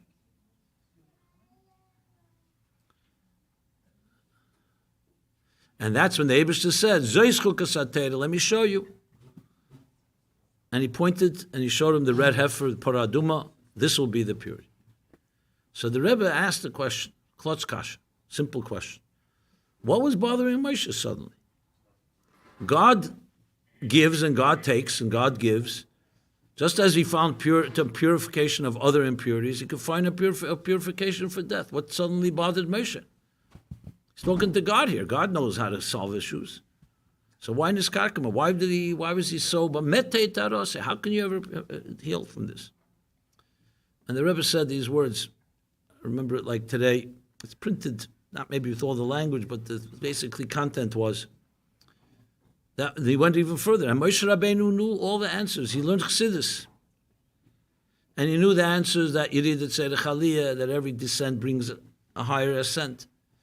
And that we don't understand God's ways. And there's going to be Tchias HaMesim and Chaim Nitzchim. And everything will be ultimately good. He knew all the explanations of chassidus. You could see the Rebbe was speaking about himself. So what bothered him so much? He couldn't figure out how. And the Rebbe essentially said, I'm paraphrasing, he didn't say these words, but basically he said, the most brilliant mind cannot speak to a bleeding heart. Bottom line, seichel cannot speak to a heart that's hurting. And for Moshe, even 1 second, even 1 second, that there's a separation between a neshama and a guf. He took it personally. It wasn't an academic question. How could you heal? Personally, how do you fathom this? How can you deal with it? When you're connected to God, you're connected to the source of life. So there should be life all the time. How could there be even 1 second where a body is not living? That the neshama is not giving life to a body. And when you take it personally, it's not logical answers. And I always wondered that year, 1988, including this sikha, why the Rebbe felt the need to tell us all this. Why did he need to feel to tell us of how he's essentially in pain? And statements like this. So my answer, this is completely my own hergish, my own feeling. I really got the answer actually when my father passed away. Years later, he's sitting shiva, he's crying and grieving, and all these sikhs of the Rebbe came back to life. And I think the Rebbe was saying, Ime anechi b'tzara. I'm with you, just as you cry, I also cry. I'm not just with you when things are going well. So obviously a Rebbe is a Rebbe, and we can't compare. But Maglin Rabbi Imay, as I mentioned before, when a student goes to Golis in a Ir Miklat, when he has to go to a city of refuge, the teacher has to go with him. Moshe Rabbeinu stays with his people, the captain is with the ship, and that he's with you. And the Eibishter can say Shchinta begalusa, that the Eibishter, the Shechina is with us in Golis, a Rebbe for sure. Obviously, he himself is higher than it, but that's his mesiras nefesh, that he does not give up. In that same sikha, the Rebbe also says, Moshe Rabbeinu, the sikha I'm talking about after the shiva, what did Moshe Rabbeinu say when he went up on the mountain? Macheni no mesifracha, erase my name from this Torah. The Torah, we're not talking about erasing my name from some autograph book. Torah's chayim. Moshe wasn't just giving away his physical life, he's ready to give away his whole spiritual life, Elam Haba and everything. Because what am I without the people? That's what a Rebbe does. I remember Simchas Torah Tov Shemam Zayin when the Rebbe spoke that heart-wrenching sikha as well about why it says that Moshe broke the tablets, and Rashi writes at the end of Chumash, Hashem says to Moshe, thank you for breaking the tablets. What kind of thank you is that? We fast on 17th of Tammuz because the tablets were broken. Since when was it a thank you? Because Moshe broke the tablets because it was the only way to save the people. It was like the ksuba, the contract, Instead of delivering it to the people, he could say to Hashem, hey, they heard the 10 Commandments, but they didn't sign it. They didn't accept the contract yet. So it was all mesiras now. Who breaking the tablets? We know when a Sefer Torah falls down by accident, Rahman al-Islam, it's a whole fast day, and who knows what. That's a Sefer Torah. Here we're talking about the luchas, and not just the luchas, the first luchas.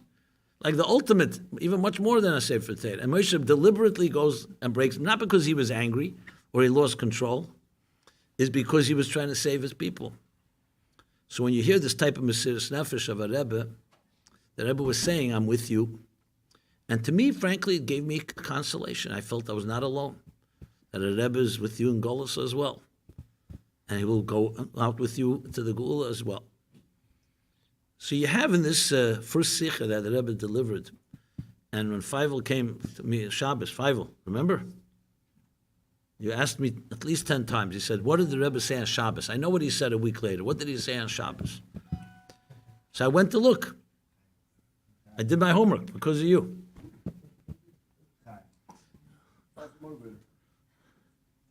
You sure you said enough l'chaim tonight? Huh?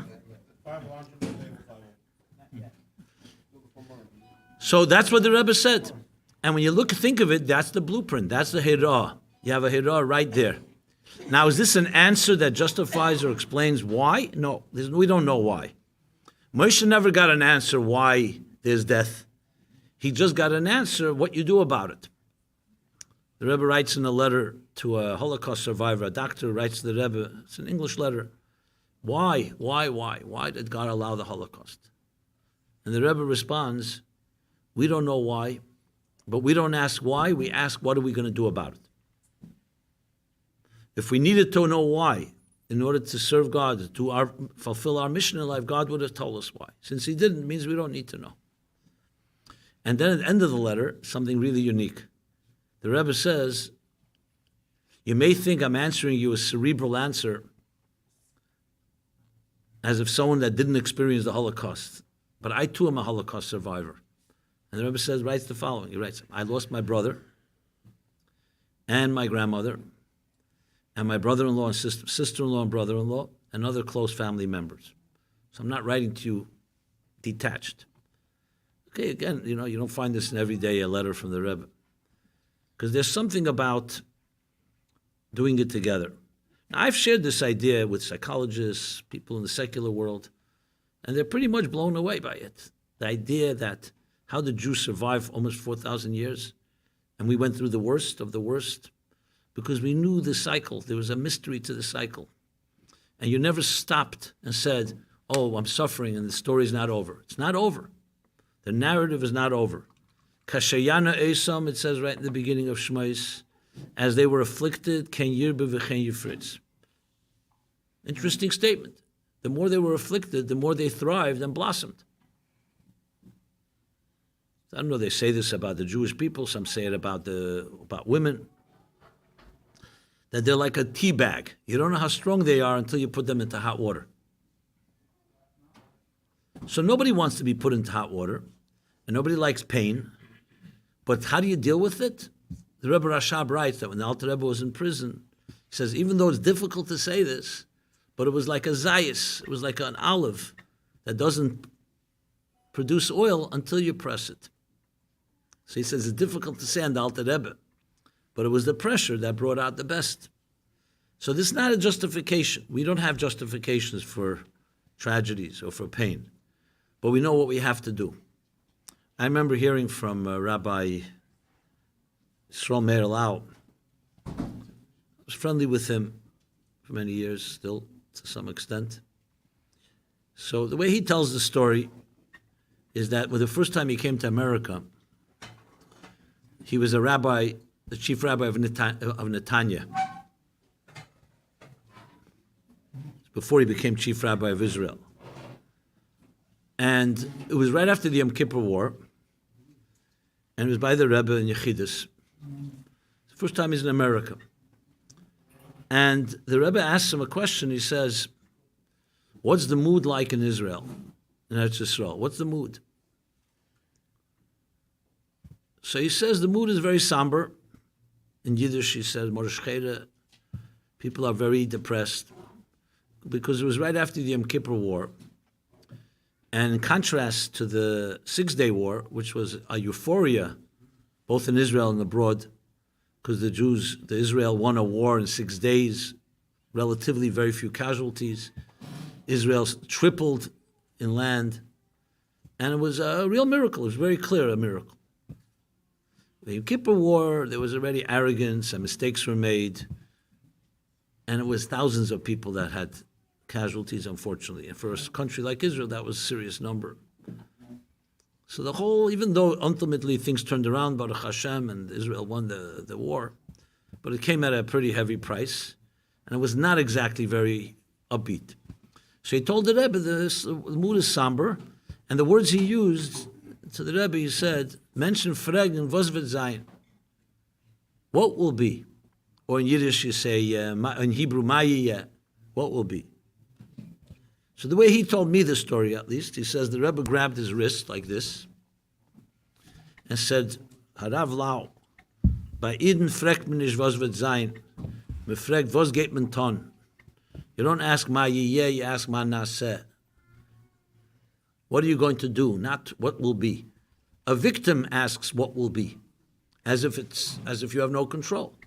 You have no control of what happens to you, but you have full control of what you're going to do about it. And how you're going to navigate. That's what the Rebbe told him. Now, no surprise, this is the Rebbe, quintessential Rebbe. You look at thousands and thousands of letters of the Rebbe, and I've looked and dug and tried to find siches, private audiences, yechidus, answers. I challenge anyone to find one place where the Rebbe says, oh, you're right, it's a difficult situation and maybe we got to give up. Doesn't exist, that attitude. So cynics will say the Rebbe is just this royal optimist, trach gut wird sein gut. No. This is coming from a very sophisticated and very profound philosophy and psychology of life.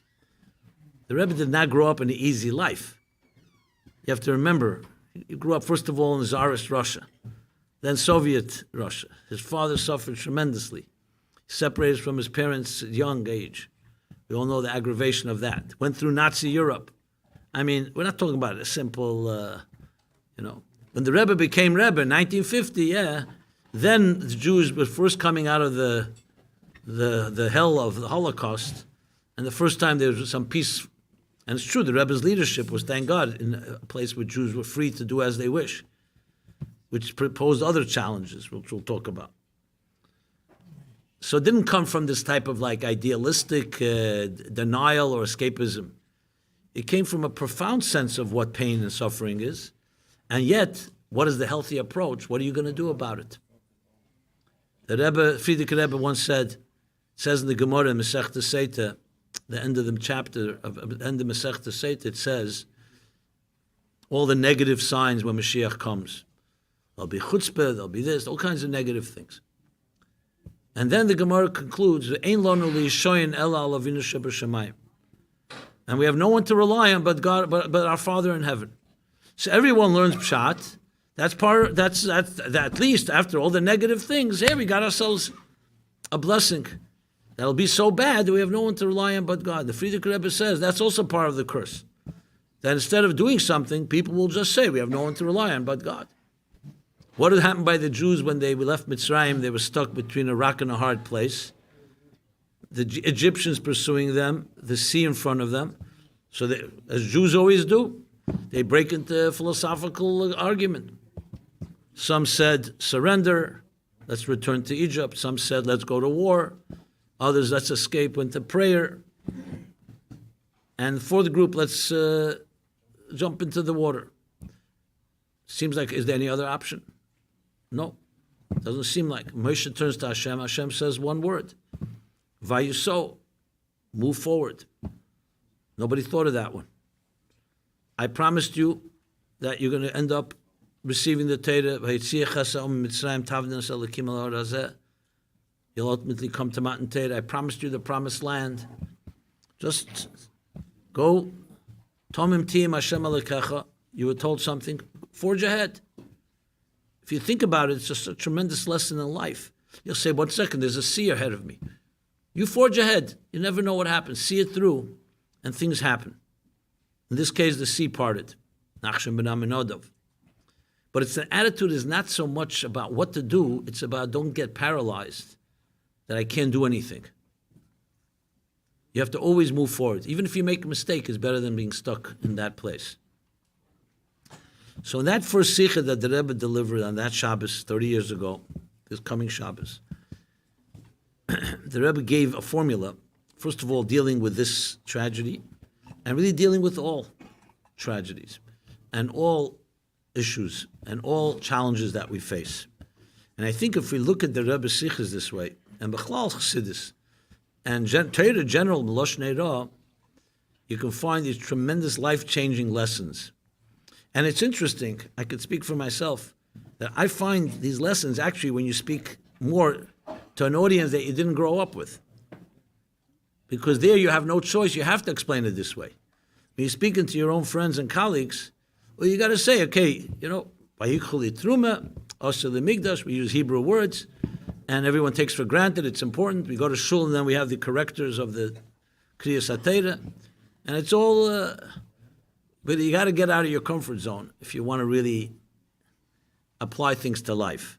It can't just be get used to this language. I always say to people who ask me, I said, if you can't explain an idea in Chassidus or Torah without using Hebrew words as a crutches that only people that are insiders understand, you don't really understand.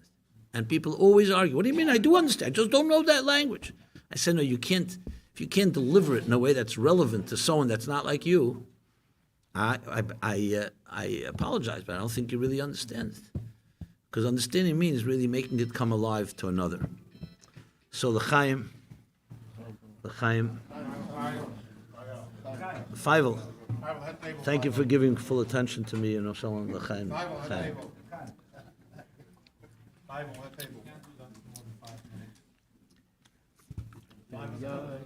Well, this is the ADD department, the ADHD department? Okay. In overdrive. Anyway, L'chaim to you all, L'chaim.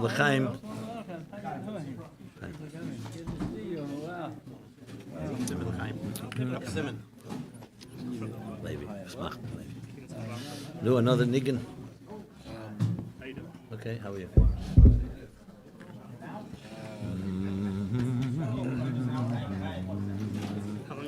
Oh, I did it in my oh,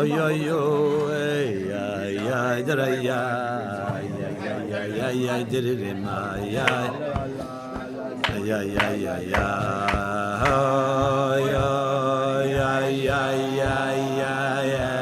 Masai Gosima Irshayavot I see all good. How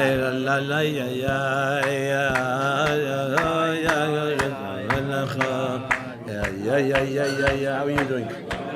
Good? Yeah, good.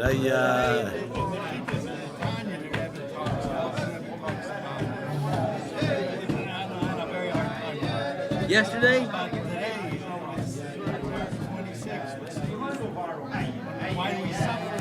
Yeah.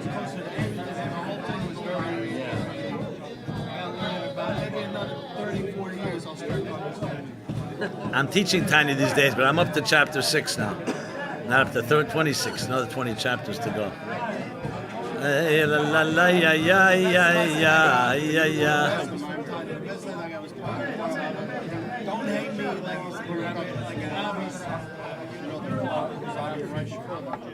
Yeah. Don't hate me because I said differently than you're saying.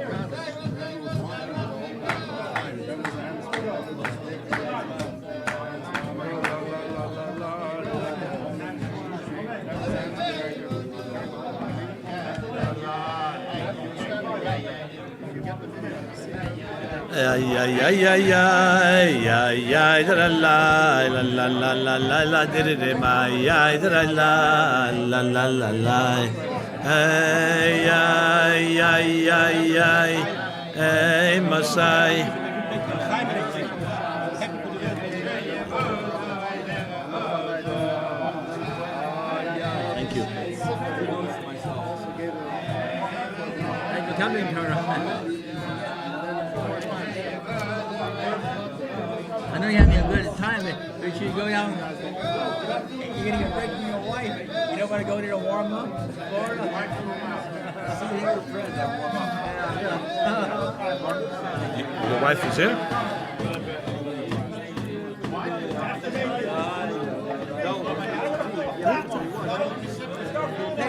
Take the food.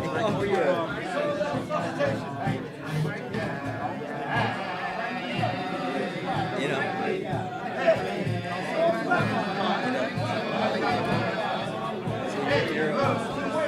I knew your grandfather because I came to Morristown. I think when the first bus was there, I stayed with him. 1972 and all that. And I was supposed to go work somewhere, but I ended up going to Morristown. So the guy, the professor, got me a job there because his good friend had the dean of the middle school had a camp, special ed. The guy never spoke to me again. But I used to eat at your grandparents' house because Lipscomb? Lipscomb, yeah. Presidency there. Yeah. What years were you in Morristown? Well, I said the first round. I was there for maybe 6 weeks when it opened up. 82 and 72. 72. Then I went back to school. I think I was there in 74 for a few weeks in the summer, Then I went to a dormitory camp for a few weeks. And I never really learned. Are there any napkins there? You see any napkins? When I got engaged, I went off and learned, and then I went, as we got married, we were a year and a half in Morristown. It was a precursor of the current co-op.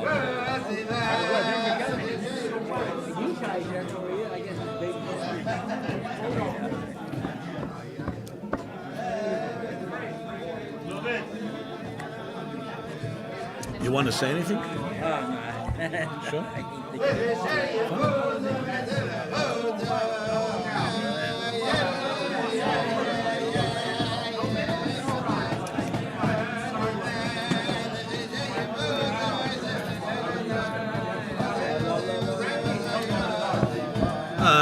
Adar yevutzu, zemozego simar. Adar yevutzu.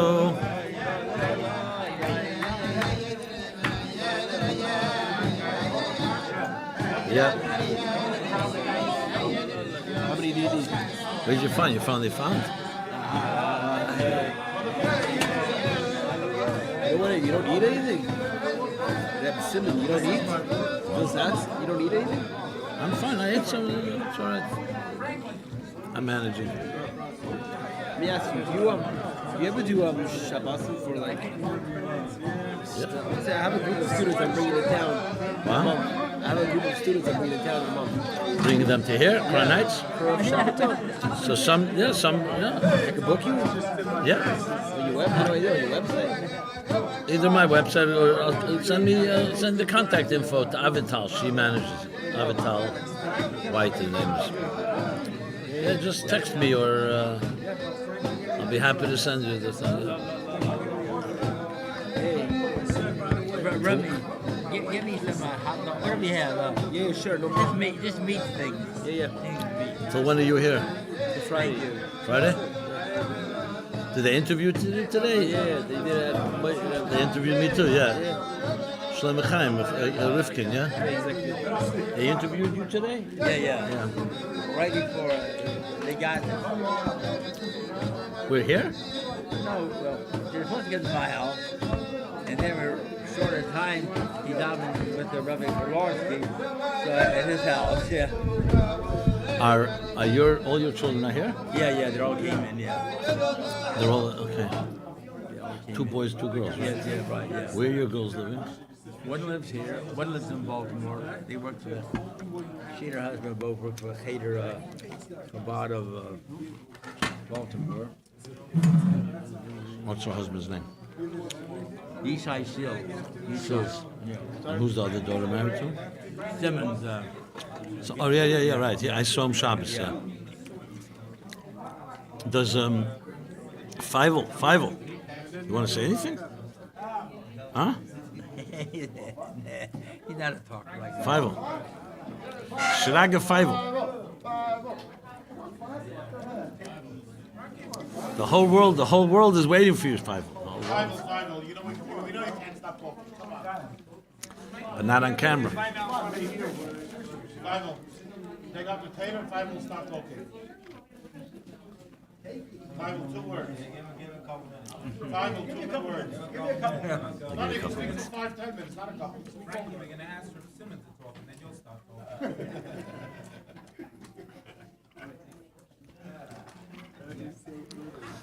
Talk about ADHD. I knew a guy who was very ADHD. And then I asked him, so I said, what'd you do last Saturday night? He said, I went to the casino. I said, and what'd you do? He says, I spent 8 hours at the blackjack and a few other things. I said, what happened to your ADHD? He says, when I'm playing these games, I don't have ADHD. So I guess it's where you have interest in. I know this excuse that people have, but with certain thing that they suddenly love, they don't have an issue. What do you think about that?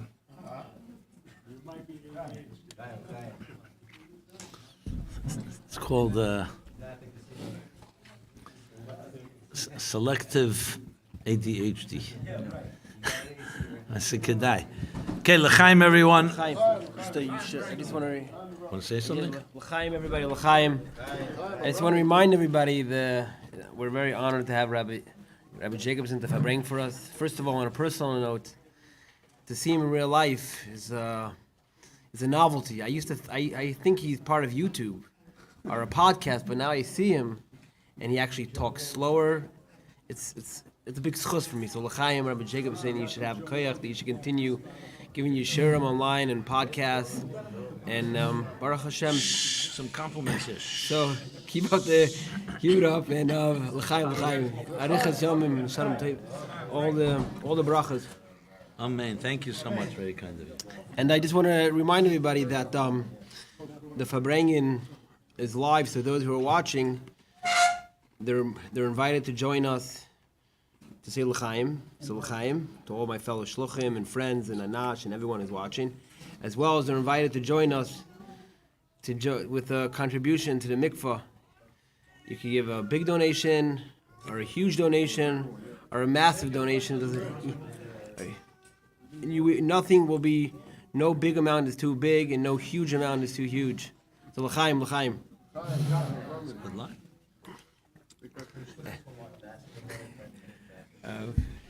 Okay. Yeah, and I second that. I mean, what greater way to, we have to remember that, I mean, from my point of view, I think by the end of the night, definitely before the end of tomorrow, the end of the Yahrzeit, I don't see any reason why you shouldn't double and triple the goal. I mean, the least that we can do as a community in support of someone who gave their life for Yiddishkeit, literally. And I could say it, I'm not one of the solicitors here. And especially when you see how the Rebbe connected to it. So I don't know, to me it seems like a no-brainer. I mean, every tzedakah is great, but here you have all the components of honoring. And frankly, I think we should come up even with more ideas. But let's start with this one. So I've no doubt that you will reach your goal and beyond. So anything I could say, anyone listening, you go to, what's the website name? M-E-I, Pesha, right? Yeah, MeiPeshaLeah.com. Pesha Leah or May Pesha? No, Pesha, you're right. You got to give the right address. 400. I think 400,000. Okay. I'll give $1,000 right now. There you go. There we go. Okay. I want to thank a very special thank you to my neighbor, my Levi Hubener. He just okay. He's scanning it. Don't worry. I think I encourage everybody listening. Both are here, that are everywhere. I mean, to me, it just seems like a dover poshut. So I thought everybody give it lefiyerach, whatever you can. And Pesha Leah Bas Shraga Feivel Halevi, right? Yeah. I think it's May Pesia. That's the address. Let me double check so we have it all clear. Okay.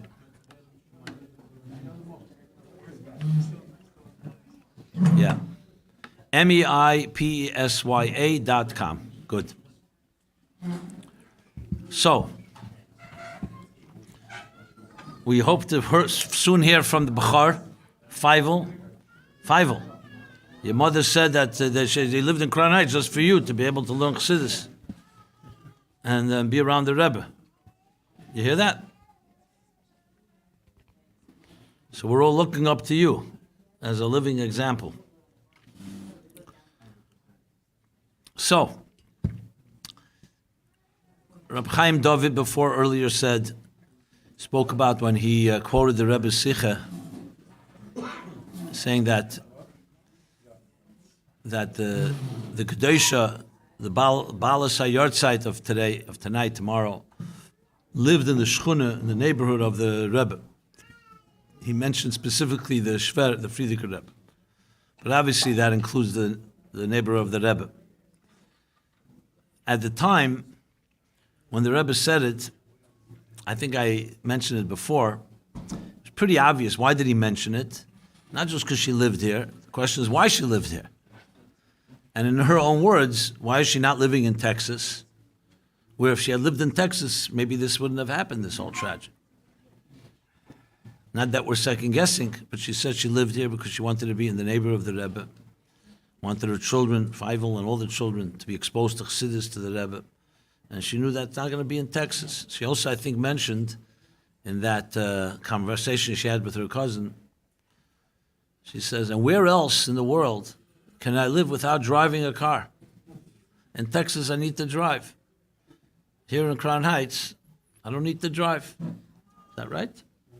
Did you drive? Yeah, You drove. she drove too, but we didn't. It wasn't a necessity, yeah. So I don't know, when I hear, look, it says, B'mokim shabal tshuva emdim tzadikim gemurim ein yechel lamed sham. So sometimes it's like a theoretical concept, but then you do meet people that really live up to it. That, like they say, nebach zemeina mitanemes, you know, that they actually mean it. Like that woman came running to a rabbi and said, my son has gone crazy. He's davening all day. He puts on 2 pairs of tefillin. So the rabbi said, what do you mean? That's what he's supposed to be. That's what we all do. She says, yeah, but he means it sincerely. That's the issue here. So on a serious note, there are people who actually mean it sincerely. And in many ways, especially in these strange times, you know, there were people who had questions when the Rebbe began reaching out to every Jew, because it was unprecedented, especially in the world in which we live. And it was like, clearly, you know, this is our family. So now it's become already a given. Everybody understands it. But there was a mesiras nefesh of the Rabbeim to reach Jews, especially that may not have grown up with it. And I was asking before of Chaim David how he got involved and how his wife got involved and how they met. Interesting. Everyone has got their interesting story. But there is a tremendous purity in that sincere journey. You know, those of us that grew up with it, you have to wonder whether it's more cultural than by choice. I know they like to call it FFB, from birth.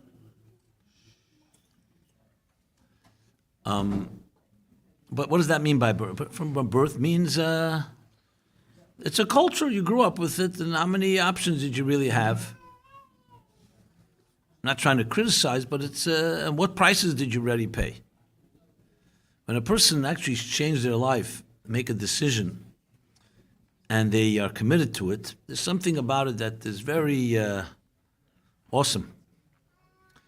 So I think the Rebbe was alluding, maybe even more than alluding, to all of that, why she lived in this community. And of course, it was the kiddush Hashem. She would not have been killed, or not the kiddush Hashem. The Rebbe said kiddush Hashem barabim. Even though it wasn't in front of everyone, I think only, God forbid, a child was there, but everybody knew about it. It was like a public event. And the Rebbe compared it to mesiras nefesh of the Beis Yosef, Rabbi Akiva. I mean, you're talking here like a real kiddush, a real kedosha. So to me, it's like, again, going back, we're here. The least we can do is support whatever cause is in her name. And as I said, Feivel, we're waiting for you to create even a bigger project that we could all get behind. Obviously not to take away from this in any way. And may you be matzliach there in Colombia. And may the mikveh bring holy and healthy children into this world. And your mother will be part of all of that. And I want to wish you, Chaim David, many healthy, long years. You know, we can't even imagine what you've gone through.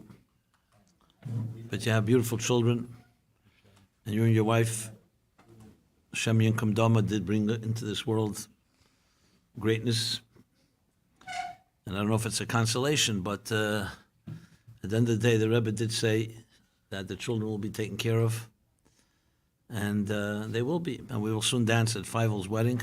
Amen. There you go. And all the Eden should be blessed wherever you are and wherever we've gone through. The Rebbe said in that sikha as well, this should be the Rebbe said the only nechama, only consolation, that this will be the last tragedy before the Geula comes. Well, we still have 30 years under our belt. So there's still, we still need the Geula. And the Eibishter should bless that this month of Adar, which is itself is also a month of transformation, because remember, the Simcha of Purim didn't come without a price. You know, we were at the brink of the abyss, brink of complete annihilation. La'abid, Noshim B'taf, Haman wanted to annihilate everybody.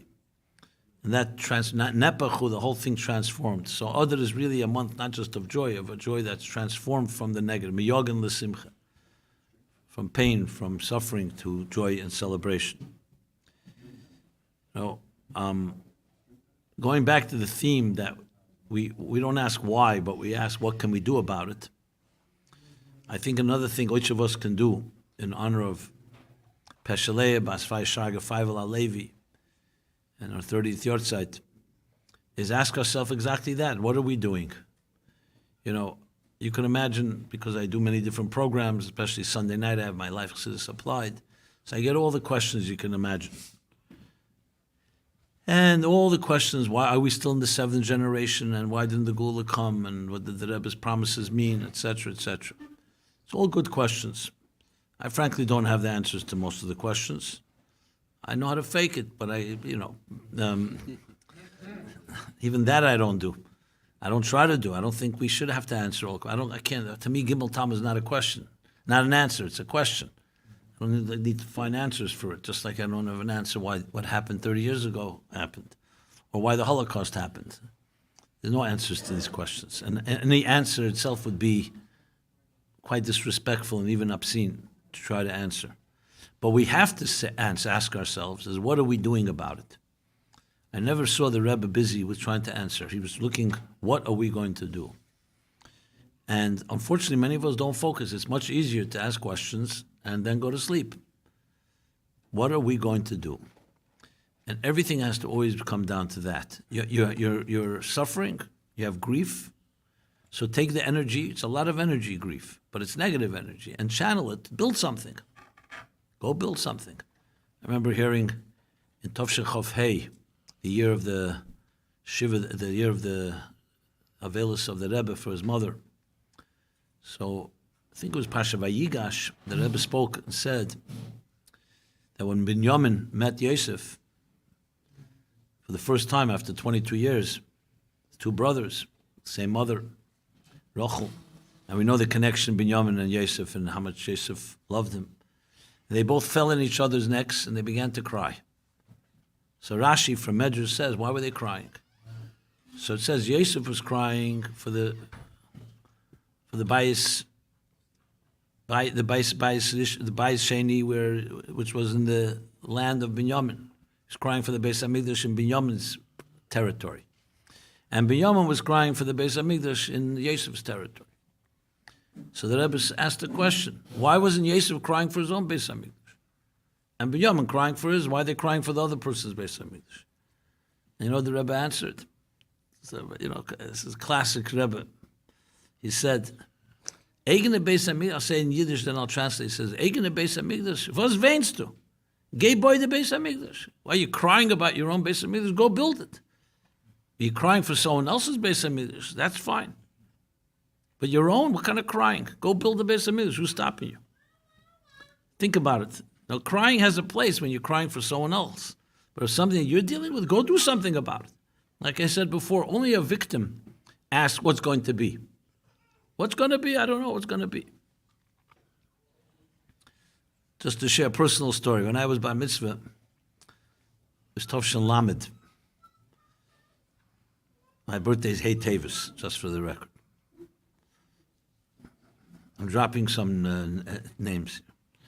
So Tovshin Lamed was 1969, the beginning of Tovshin Lamed.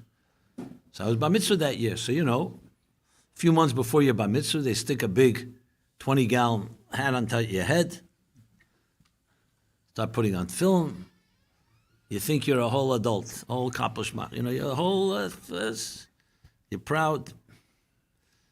You look back and you say, okay, you're a little childish at the time, but you think you became an adult. Now, in my case, being I grew up here in Crown Heights, so in the good old days, the children, Simchas Torah, would hide they would be under the table where the Rebbe would dance hakafis, the first and seventh hakafah. So we'd be under the table. They weren't tables then, definitely not metal tables. They were milk crates. That lasted only one hakafah, and then after that they pulled you out of there. There's no way we lasted till the seventh hakafah. But the first hakafah we were there, I remember it always, it was great. I mean, it was like you were between the legs of all the adults. And the Rebbe danced, and the Rebbe would bend down with the Sefer Torah. We would kiss it. I mean, how many kids were already? 20 kids? I don't know, remember. So the year I becoming bar mitzvah, it was Tovshin Lamed, Simchas Torah. Okay, now I got a hat on my head. I'm not sitting under a table with the babies. So I had a bunch of uncles, my mother's brothers. So I just looked around which one has a good spot, and I decided to go with them and stood at one of the bleachers. 770 was still smaller then, before it was expanded. 1970, 69. So I stood near the Oren Keders, there was a bleacher. And I was there proud. After the first dance of the Rebbe, the Hakafah, my father would always hang around there. The Rebbe turns to my father and says to him, where's your son? He used to always dance with us here. So my father proudly points to me standing there, up on the bleacher, beaming like an idiot. And I thought, okay, the Rebbe. And the Rebbe looked and says to my father, he says, no, with a laugh, he also became a spectator, So immediately I was pulled down from there and I went back down below and I never left. Remained on the ground. That year, actually, all the bochrim that heard that never stood in bleachers anymore. The bleachers were reserved only for guests, if you look in the later years. All the Chassidish guys from 770 would always stand on the ground because of that story. Nobody wanted to be called a spectator, spectator sports. You're watching. Like we used to say, you're a tourist or a resident, you're just passing through. So I guess the Rebbe maybe planted a bug in me that I should never be a spectator. So I became somewhat of a disruptor, here and there. But it reminds me of the story with Shimshon Stock. You also see him in the video that's going around now. So he tells the story. I checked with him. So in the early years, the 40s, before the Rebbe became Rebbe, so the Rebbe would, I guess, be makar of these type of individuals, Shimshon. And I would learn with him, Mitzvah Shabbos, Saturday night. He learned with him 15 minutes, half hour, a certain period of time. One day he comes to 7-7, the Rebbe comes to 7-7 for the designated time to learn, and Shimshon is not to be found. The Rebbe goes out looking on the porch, and he sees Shimshon is running to the subway station. So the Rebbe calls him and says, "Where are you going? We have time to learn right now." He says, "Rabbi, now." The Rebbe was called the Ramash then, so it wasn't Rebbe yet. "Rabbi, I have something more important." The Rebbe said, "What's more important than learning Torah?" He says, "Trust me, it's more important. I can't tell you." So the Rebbe said, "It's not fair. I designated my time. At least tell me." So he says, "Okay. The New York Yankees are playing the Brooklyn Dodgers. It was a big rivalry before they moved from Ebbets Field on Bedford Avenue. They moved to L.A. 54, 55? 55. You remember? Wikipedia. Like Moshe Groner would say, the World Series 53, when Yogi Berra did the catching, was the most simcha stated that year. Anyway, that's how he remembered. So the Rebbe smiles and he says to him, "Okay, and Rabbi, and by the way, if you want, I can get an extra ticket. You can come with me." So the Rebbe respectfully declined, but then the Rebbe said to him, he said these words. "So tell me, how much are you paying for these tickets?" I don't know what it was, 10 cents, 12 cents. I don't know what it was in 1946, 47. Quarter? Could be. You don't have to Google it. It's all right. It's not so important for the record. Whatever it was.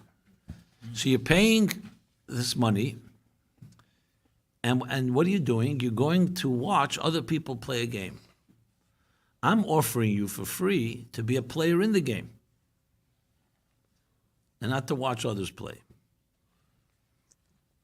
Anyway, he said he declined the Rebbe's offer. And he says, and I remember he said, almost with a tear in his eye, he said, I'm still watching other people play the game. I never became a real player in the game. So we have an option to be a spectator, an observant Jew, observing others, or to be a player. My father, as a journalist, would say there were three types of people. People who make things happen, people who watch things happen, and people who ask what happened. So the Rebbe, the driving force was to make things happen. Wherever you are, you have to initiate. You don't just react. You have to be proactive. This doesn't mean everyone has to go do dramatic things, but you're not a victim. And we're not just a product watching someone else. It's just not an option. The Eibishter didn't take your soul and send to this world for you to be a spectator. You could be in Gan Eden and be a spectator. Here we are here to be active. And everybody has unique skills. And there's no such thing as a person that's unnecessary. You wouldn't be on this earth if you were unnecessary. And it's a real empowering statement, actually. It tells you that you have what to contribute. Simple as that. It says, Ezu chacham alemin b'kol adam. Who's the wise person? One that learns from everyone. What do you learn from that? That everybody has something to learn, everyone has something to teach. There's no such thing. I remember once by Fabreing, more than once, the Rebbe said, this beautiful idea, he said, even an Evian, even a pauper is chayiv in tzedakah. Even someone who has no money has to give charity. You say, what kind of charity can he give? He needs charity. Because there's no such thing as not being a giver. Yes, it may be a penny, maybe completely, but on his level. Because the Torah will never create someone that's just a taker. You know, I don't know if quoting the Frisco Kid is appropriate in a Fabrengen. If you don't know what it is, Tavi Alecha Bracha. But there's this scene where the train robber, he rips everybody off, takes their jewelry, their money, their wallets, and everything. And then before he jumps off the train, it's like a very Jewish movie. He says, remember the lesson in life, everyone. It's always better to be a giver than a taker. This is what the Ganef is telling so they should feel good that they gave to the cause, you know. It's a good lesson in life, yeah. Even, listen, we learn a lot lessons from Ganovim too. That's what it says in Ayem. So the point is, yeah, very good. So you do know your stuff. Yeah. Good. So, my friends, I think in a night like this, the greatest tribute we can do for a neshama that was unfortunately and tragically taken in this way is like the Rebbe would always say, when people said, leave an empty chair for the Holocaust, by the Seder, leave an empty chair to remember those that were taken. And the Rebbe said, why leave it empty? Bring another chair and fill it with someone. Bring someone that didn't go to Seder. What better way to have a tribute to someone who was taken from us? Not just to remember they were taken, there's an empty chair, but you're filling it because every person that was taken, imagine if they were here, how many mitzvahs they would have done. So we have now the responsibility to fill that void. So this is the essence of what the Rebbe did every time there was a loss. He built a moisid, his mother, his wife, his father-in-law, the Frierdiker Rebbe, everyone. Always something built. It was never, we're just remembering them and crying. Yes, we remember, but we remember through building. And I think each one of us has to take a real resolution. If we're going to take this seriously, that's what the Rebbe would expect. A real resolution, everyone in their own way. What are you going to initiate?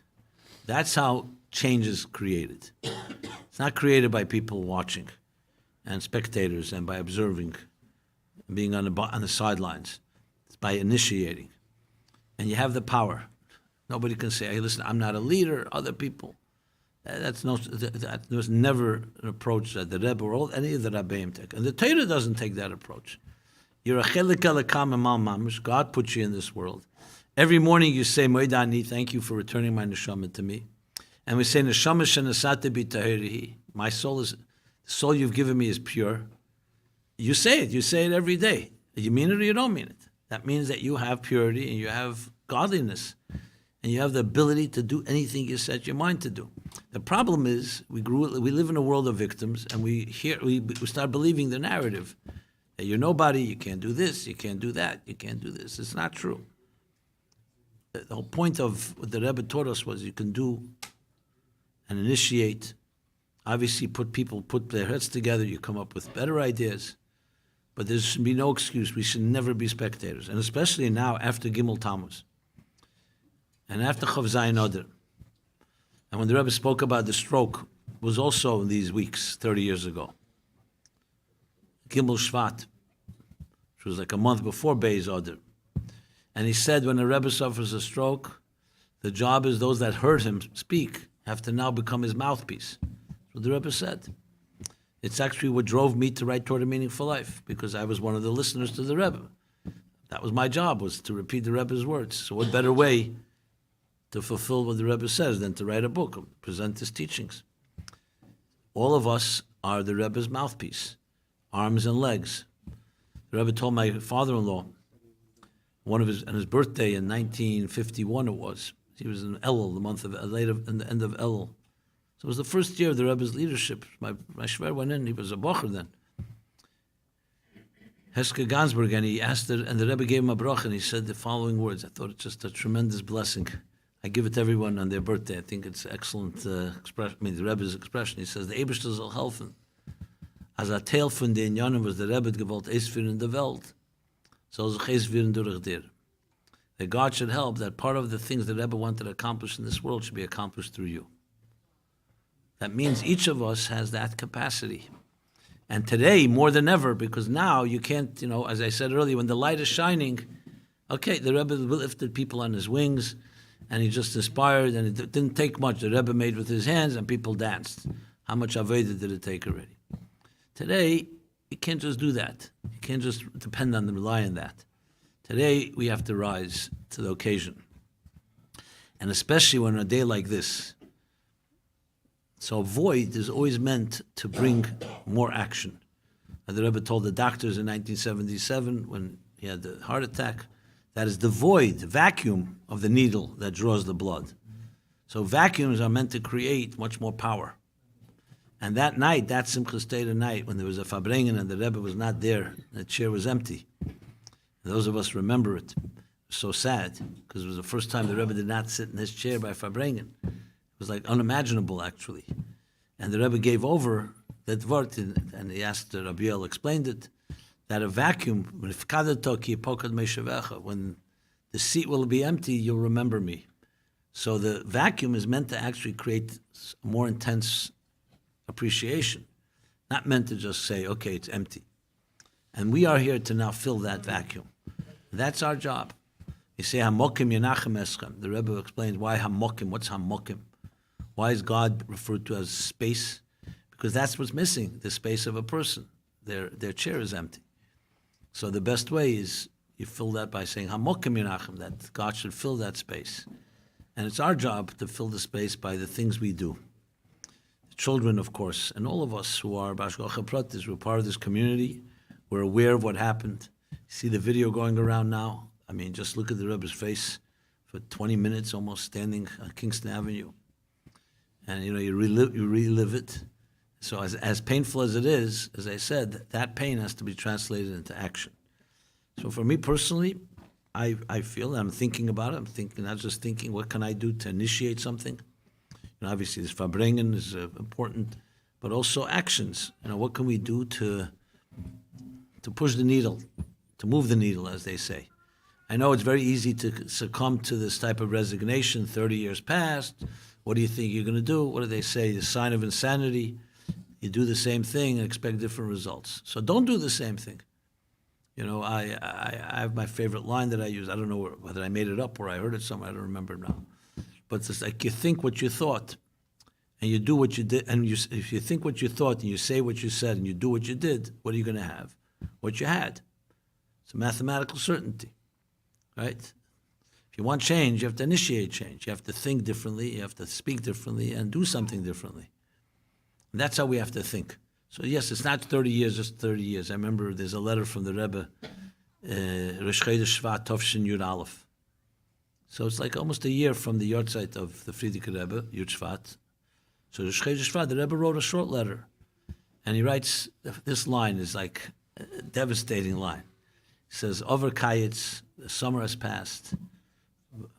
Kola Kayitz, over Chayriv, the winter has passed, the summer has ended.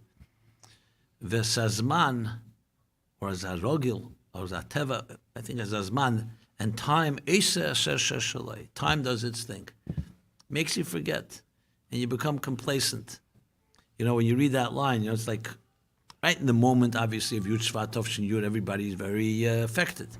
But time passes, and some people remember, but most people forget. It's part of the what's the word I want to use, the indifference, like almost a cruel indifference of nature.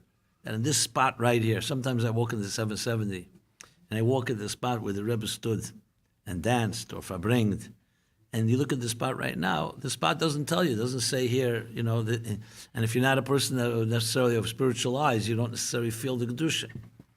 But this was a place that changed the world. And you think about how nature, Chassidus says nature, teva, is from the word tovu b'yamsuf. It covers up like the sea. You throw something in the sea, it's as if it never existed. It's there. So nature has its way, and time has its way of concealing what really happens. But the Rebbe was bemoaning the fact that we can't allow that apathy to settle in, and we have to wake it up. We have to recognize, no, it's not like 30 years passed. Okay, so another 30 years can go. It doesn't work that way. But it's challenging. That's why we need each other to wake each other up, because it's very easy to go to sleep peacefully. It's very easy. I'm not saying for everyone. I'm sure for the Lapine family, it's not so easy. But all of us have to I guess, wake ourselves up, wake each other up. And that's why we fabring. I don't know who said this, but they say the difference between a speech and a party. And a fabringen is this, that in a speech, one person speaks and no one listens. A party, everybody's speaking and no one's listening. And a fabringen, no one is speaking, but everybody's listening. Now, yes, I know I'm speaking, but the point of a fabringen is not the speaker. It's try to bring ideas that resonate with all of us, and that everybody in some way is listening and absorbing. So l'chaim, hopefully, Chassidim, Yidden sit together, Shechinta Sharia, the Shechina rests, and what a Chassidish Fabringen can accomplish, even Malach Mochol, the great Malach Mochol can accomplish. So may this Fabringen break through and pierce the heavens themselves. We can tell the Eibishter, and we can tell the Rebbe, and all the Chassidim of the Rebbe, we say, we're not sitting complacent, we're Fabringen here. We're Fabringen 30 years since Tavshin and Beis, and we don't forget. But at the same time, we don't just grieve. We are going to do whatever we can to bring down the walls and pierce the very heavens. And finally, the words of the Rebbe that he said 30 years ago should be fulfilled. The Gula Mitzvah Vashlema, and reuniting with the Rebbe, with the Pesha Leah, Bas, Shagafaivel, Halevi, and all the Chassidim and all those that have been taken from us one way or another. L'chaim, l'chaim.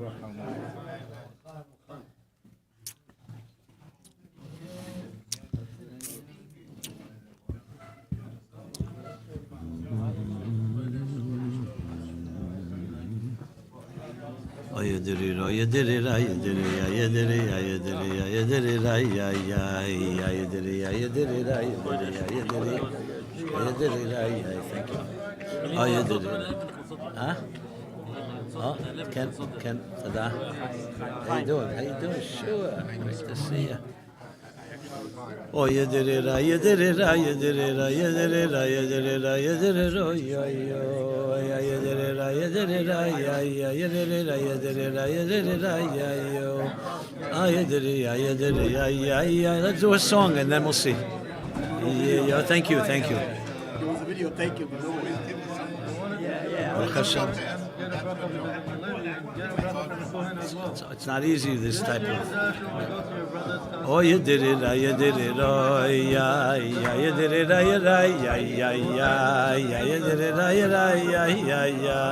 you did it, ay, did it, ay, did it, ay, did it, ay, oh,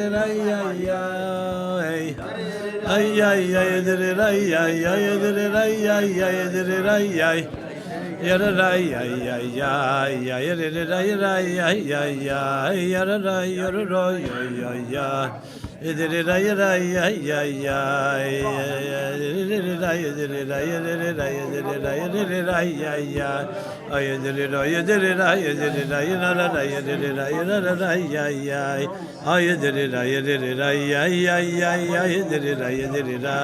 it, you did it, you did it, you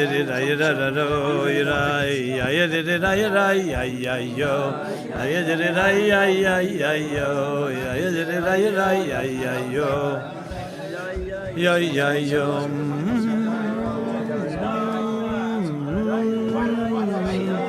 Pesha Leah like Siddish in the Gunner? Yeah. Yeah, you did it, you did it, you did it,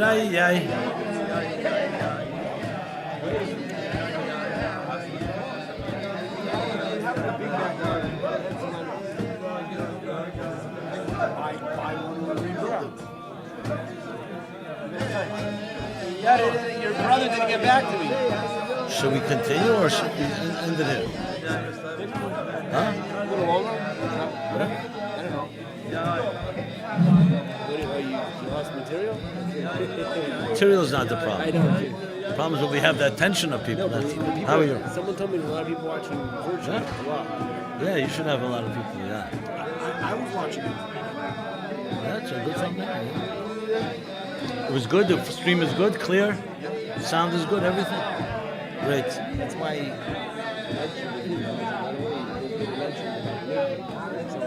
Sure. By all means.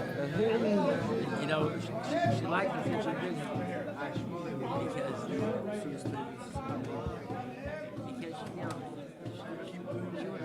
she was from a really little background over there, over there, you know.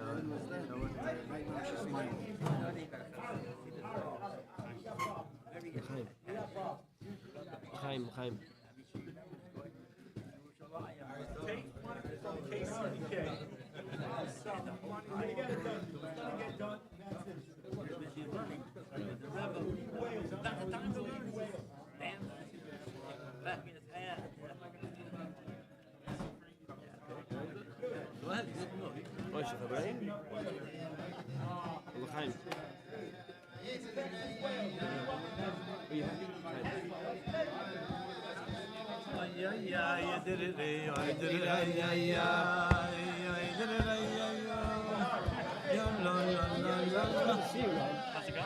I had a dream about you last night. Really? What was it?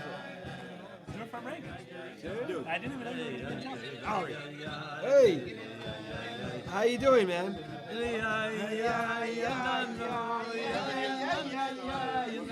How much you giving? Send me a receipt.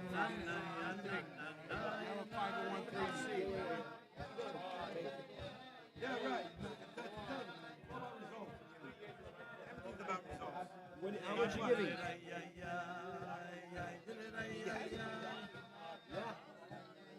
$1K.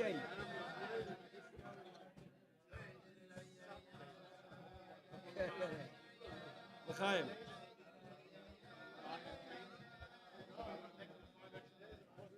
Frankie. 5-0.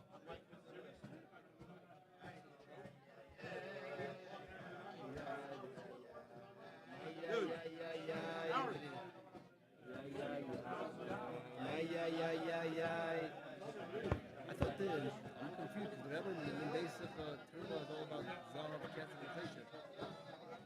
Zahav, Kesef, and Cheshes. What do you mean? The whole Sikha you said is not. Is the Mugadik one? The one that you just said about the Shabbos after. You were saying, you were explaining about the Sikha you just said. Hashem shenichnas ma'ader? Yeah, that's in the Mugadik. Yeah. Truma? Yeah.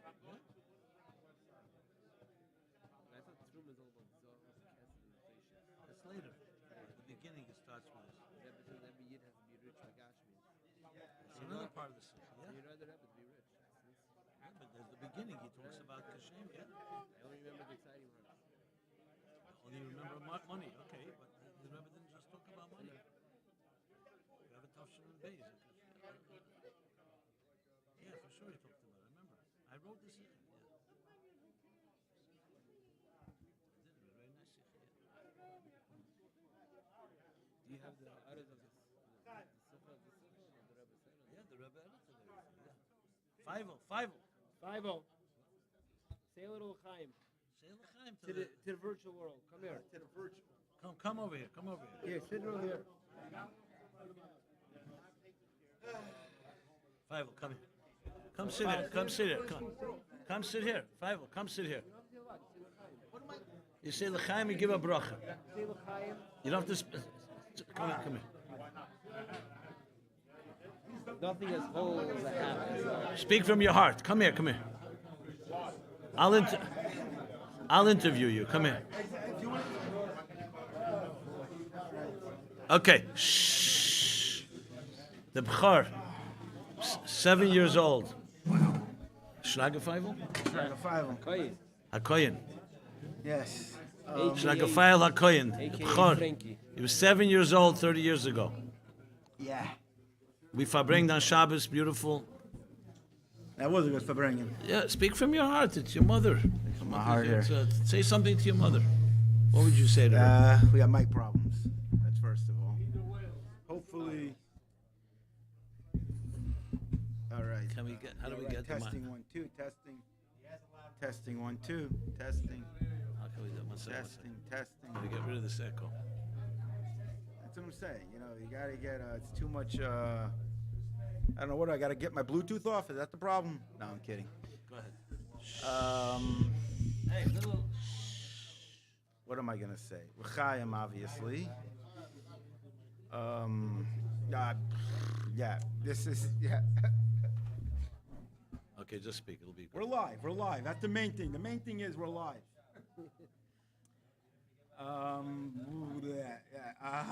What do I say? See again, getting me on the spot over here. Your neshama of your mother's right here with us. Say something to her. Ma. Wow. Okay.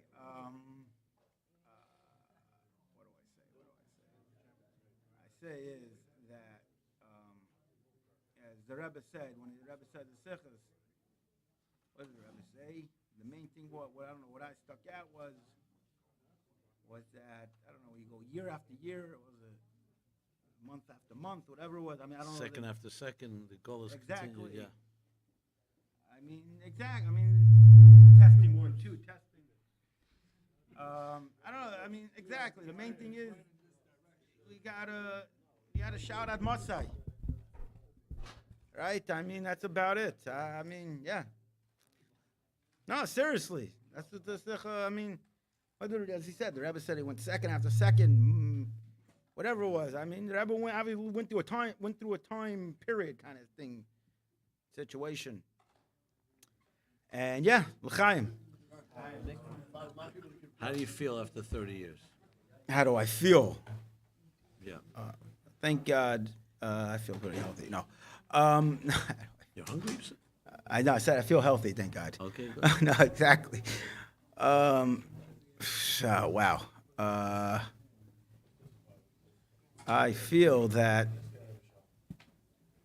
there's obviously more that can be done, and just got to have a can-do attitude, if that makes sense. Yep. And that's it. You just got to get up and just say, I can do, and yeah, and you could do. If you tell yourself you could do, you could do. If that makes sense. Obviously, I talk in riddles. That's why I don't do public speaking. And that's it. I could write a book on riddles. By Chassidim, they say that you know what a pnimi is? A panimi, right? He Yes. does more and speaks less. Yeah, that's me, exactly. And I'm about riddles, so not riddles. It's about. it's about points. I make points, and exactly. The stake is more powerful than the system. Yes, yeah, Right? yes. L'chaim. Sounds like your mother was that way too. Yeah, yeah. More from the soul inward. It wasn't about Say, making what do I- an impression exactly. and not performing. Yeah, no, Right? 100%. No performances. Good. What I remember what I'm saying about that, saying again, exactly, yeah, my mother was about doing. It was more about what I could remember, obviously. Fortunately, I was 7 years old once again. What I can remember is about if it was doing something, it was getting done. That's it. Yeah. Exactly. Like if something was what I could remember again. And yeah, like you said, if it was gonna get done, if it was gonna be done, it was gonna get done. I'm not a rapper, but yeah. Bottom line, your mother is proud of you. Mirach Hashem. Okay. Exactly. That's L'chaim. putting you on the spot. I mean, there's Yes. there's 8 billion people watching. Wow. Exactly. Wow. That's why I'm not good on YouTube. So my YouTube rating's about 3 or 4. L'chaim. Anyway, Shafai, you speak from the heart. L'chaim. L'chaim. The main thing is, again, not the main thing. We should hit our goal on Mirach Hashem. The main thing is, as the Rebbe said, we go time after time. We have to schreiben. What's the word? Schreiben. Yeah. We have schreiben ad Mosai. Shrayin ad Moshe, right. Exactly. Yell ad Moshe. Until when? Yeah. So we Chaim. we prefer sincere non-performance than fake performance. Exactly. Chaim. L'chaim.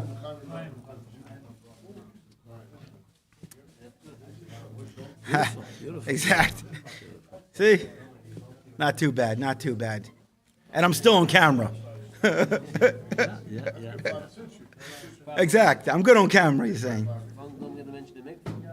That I Guys, mentioned. ultimate fundraiser. Exactly. I'm not the Let's ultimate. forget I'm the trying to goal. be the ultimate How far are we fundraiser. from the goal? It's about, we got to do the Cunin tote dance. You want to do it? That's what we should do. I'm saying we got to get the tote. We got to, then we might have to get another screen for the tote. For the Cunin tote dance. What's a toad dance? I don't know. Cunin has his tote dance. You know, you ever seen the telethon? His tote dance. I don't know if any Cunin's watching. We're at 57%. We're at 57%, so yeah, it calls for a tote dance. That is a tote dance. I mean, we need the Californian Cunin tote dance. Which We'll- song? What song do we sing? I don't know. I'm not involved in the tote dance, but yeah, I'm trying to say is L'chaim. Yeah. You get pretty comfortable in front of a camera. It's not too bad, really. Sweat a little bit. Tell me about it.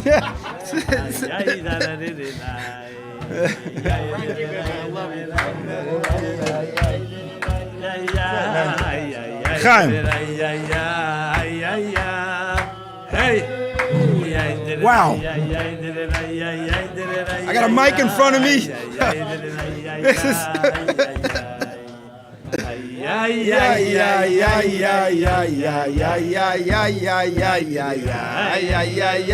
Legitimate open mic.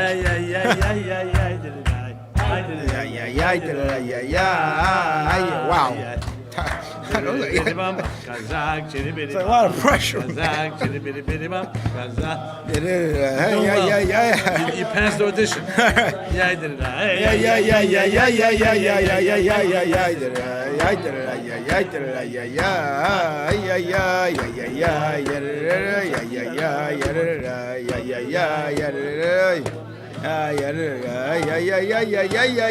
I just went live. You ready? Want to leave?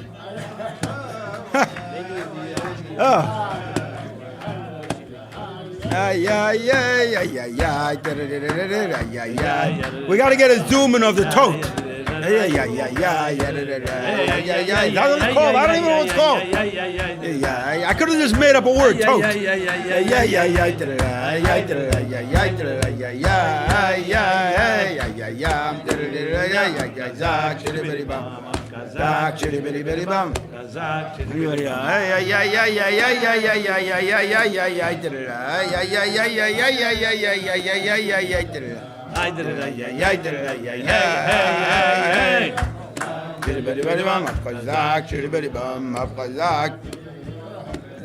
Should have done a little makeup. I can't even see anything, man.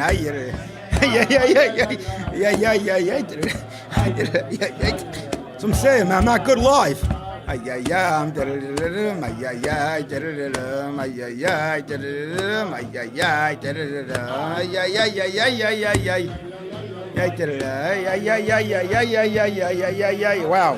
11:14.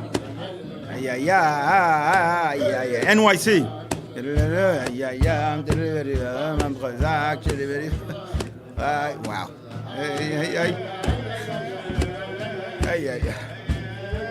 Wow. I'm getting messages. I want to ask you something. Yes. Why don't you share? I think it'll be very powerful. Why don't you share what you shared with me on Shabbos? Share About, with me about your mother's rocking chair on Friday night. I can tell that story for sure, 100%. Please tell that. I think that Wow. people This is, appreciate yeah, I got an echo and everything. It's pretty tense. I'm saying, no, the whole studio sense, whatever the word is. it. Share. Yes. The story was, what was it? I remember, like, whatever, Shabbos, I remember Shh. A little respect, guys. once I'm the. not speaking now. Someone else is. Oh, wow. I remember once the Shabbos candles were lit, it was just you felt Shabbos in the air. My mother sit there on her rocking chair, rock away. Shabbos candles were lit, and yeah. She would say Tehillim. Tehillim, I remember that. I was 7 years old. I was probably reading the J.C. Penney magazine. I don't know if anyone remembers that exactly. There I am. And yeah, no, sir, I remember that, yeah. What was the feeling? The feeling was a feeling of just complete serenity. There you go, right? Big word. Yes. Serenity. Wow, yes. Wow, I'm not good at live, but yeah, exactly. Every Friday night? Every Friday, every Friday night, exactly, for 7 years. Yeah. What else could I remember? What other stories? Wow. Okay, we're going to get this done. This is like live therapy right here, people. Okay. So does it bring you to serenity? That's what I'm saying. That's what it does. It does. No, 100%. Trying to say, what are the I'm trying. Oh, wow. Oh, boy. Wow. Wish I had a diary at 7. That would have been crazy. Yeah. What else? What else can I remember? Like, give me some ideas. Back me up here. Throw them out, man. There's something like even vague memories. I'm talking vague here, obviously. What can I remember? Vaguely, vague. Man, I remember the car blowing up. That's nothing to do with my mom. Yeah, no, that's whatever. Exactly. Don't worry about that. You were behind that? No. That was a car. Whatever. We had a. What was? You remember that one? The white car. The white. I forgot what company it was. Not the station wagon. Prior to station wagon. Prior. The station wagon. That was me stealing the station wagon. Remember that one? What did I make it? 3 feet out of the driveway? Wow, good times. 7 years, seriously, legit. 7 years old, 3 feet out of the driveway. Something like that. I don't know. I was older then. Yeah, I was maybe 10. I was 10, 3. No, I was 10, probably 10, about 3 feet. I didn't make it too far, obviously. But no, I'm sorry. Focus, stay focused, people. Focused. What I remember, I remember, wow. That's what I'm saying. Where did my dad go? My dad's about the memories, obviously. Mira, you remember anything? We're live. Sorry? She was 4 years old. Sarkhana, where's Sarkhana? That's what I'm saying. I was 7. I'm struggling here, unfortunately.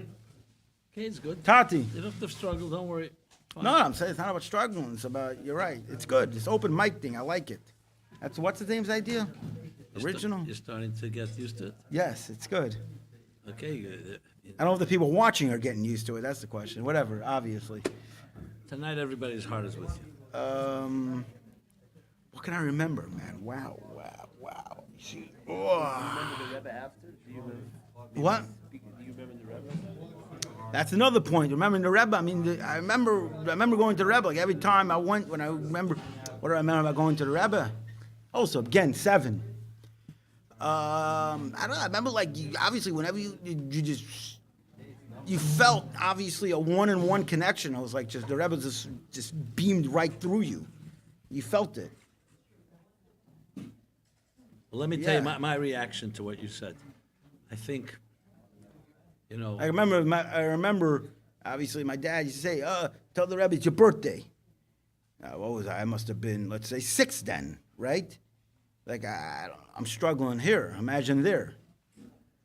It wasn't easy telling the Rebbe it was my birthday.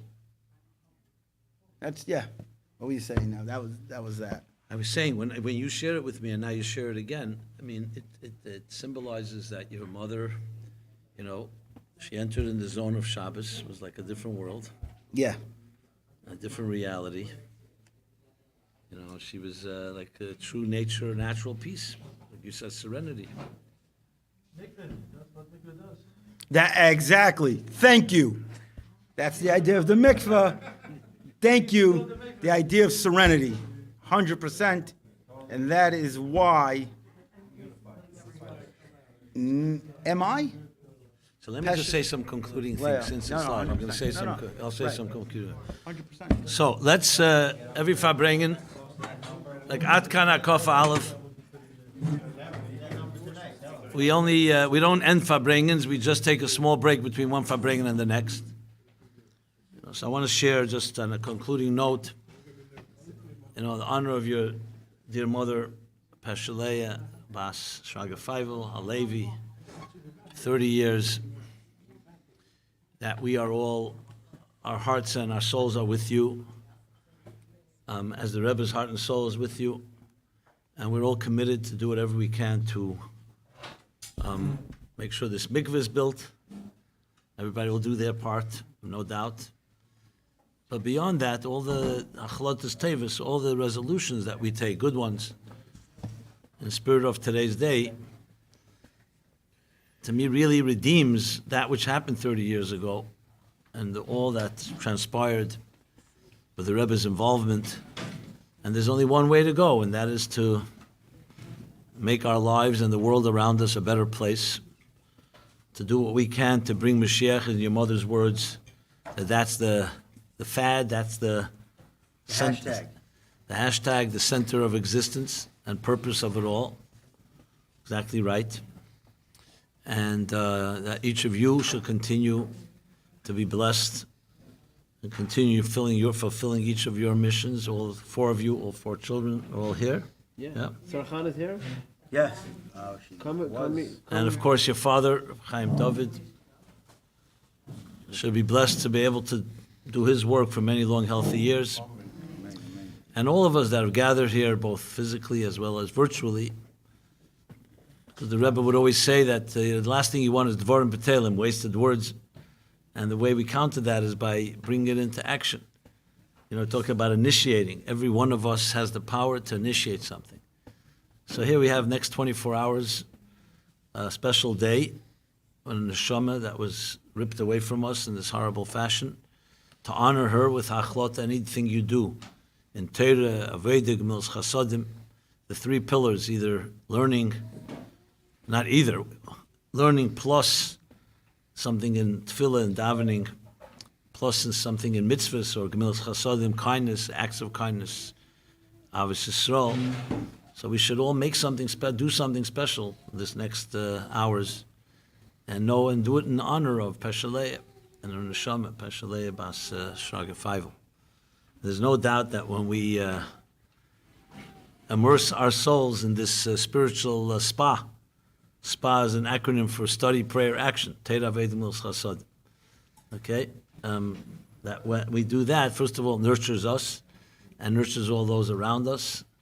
And the Rebbe made the promise that if we do everything we can, we don't know what act is going to be, what word, what thought will tip the scales and finally bring the Gula Mitis Vashlema. And the Rebbe, together with the Rebbe's promise will be fulfilled. And united with your dear mother, Pesha Leah, as the Rebbe promised in that Sikha too, and said that yes, the children will be united with their mother, and she will have the pride and nachas that she has now, and even more so. And you will have pride and nachas in her, and together we should all march to Eretz Yisrael, Yerushalayim, Yerakedesh, the Beis Hamikdash Ashlishi, and it should all happen now, mamish. Amen. And as the Rebbe said, Ad Mosai, we have had enough grief and enough challenges, enough difficulties after all these years, and we don't want to tolerate even one more second of it. And have the Geula together with all of us, all in this month of Adar, Simcha, revealed joy and revealed nachas and revealed blessings, revealed in ways that our eyes of flesh and blood can experience and feel it. So l'chaim to everyone, l'chaim, l'chaim. We should only see each other at good farbrengens and good occasions, till the ilam shekule mashka of the Geula Mitis Vashlem. L'chaim, l'chaim. Father, make an announcement for Mark.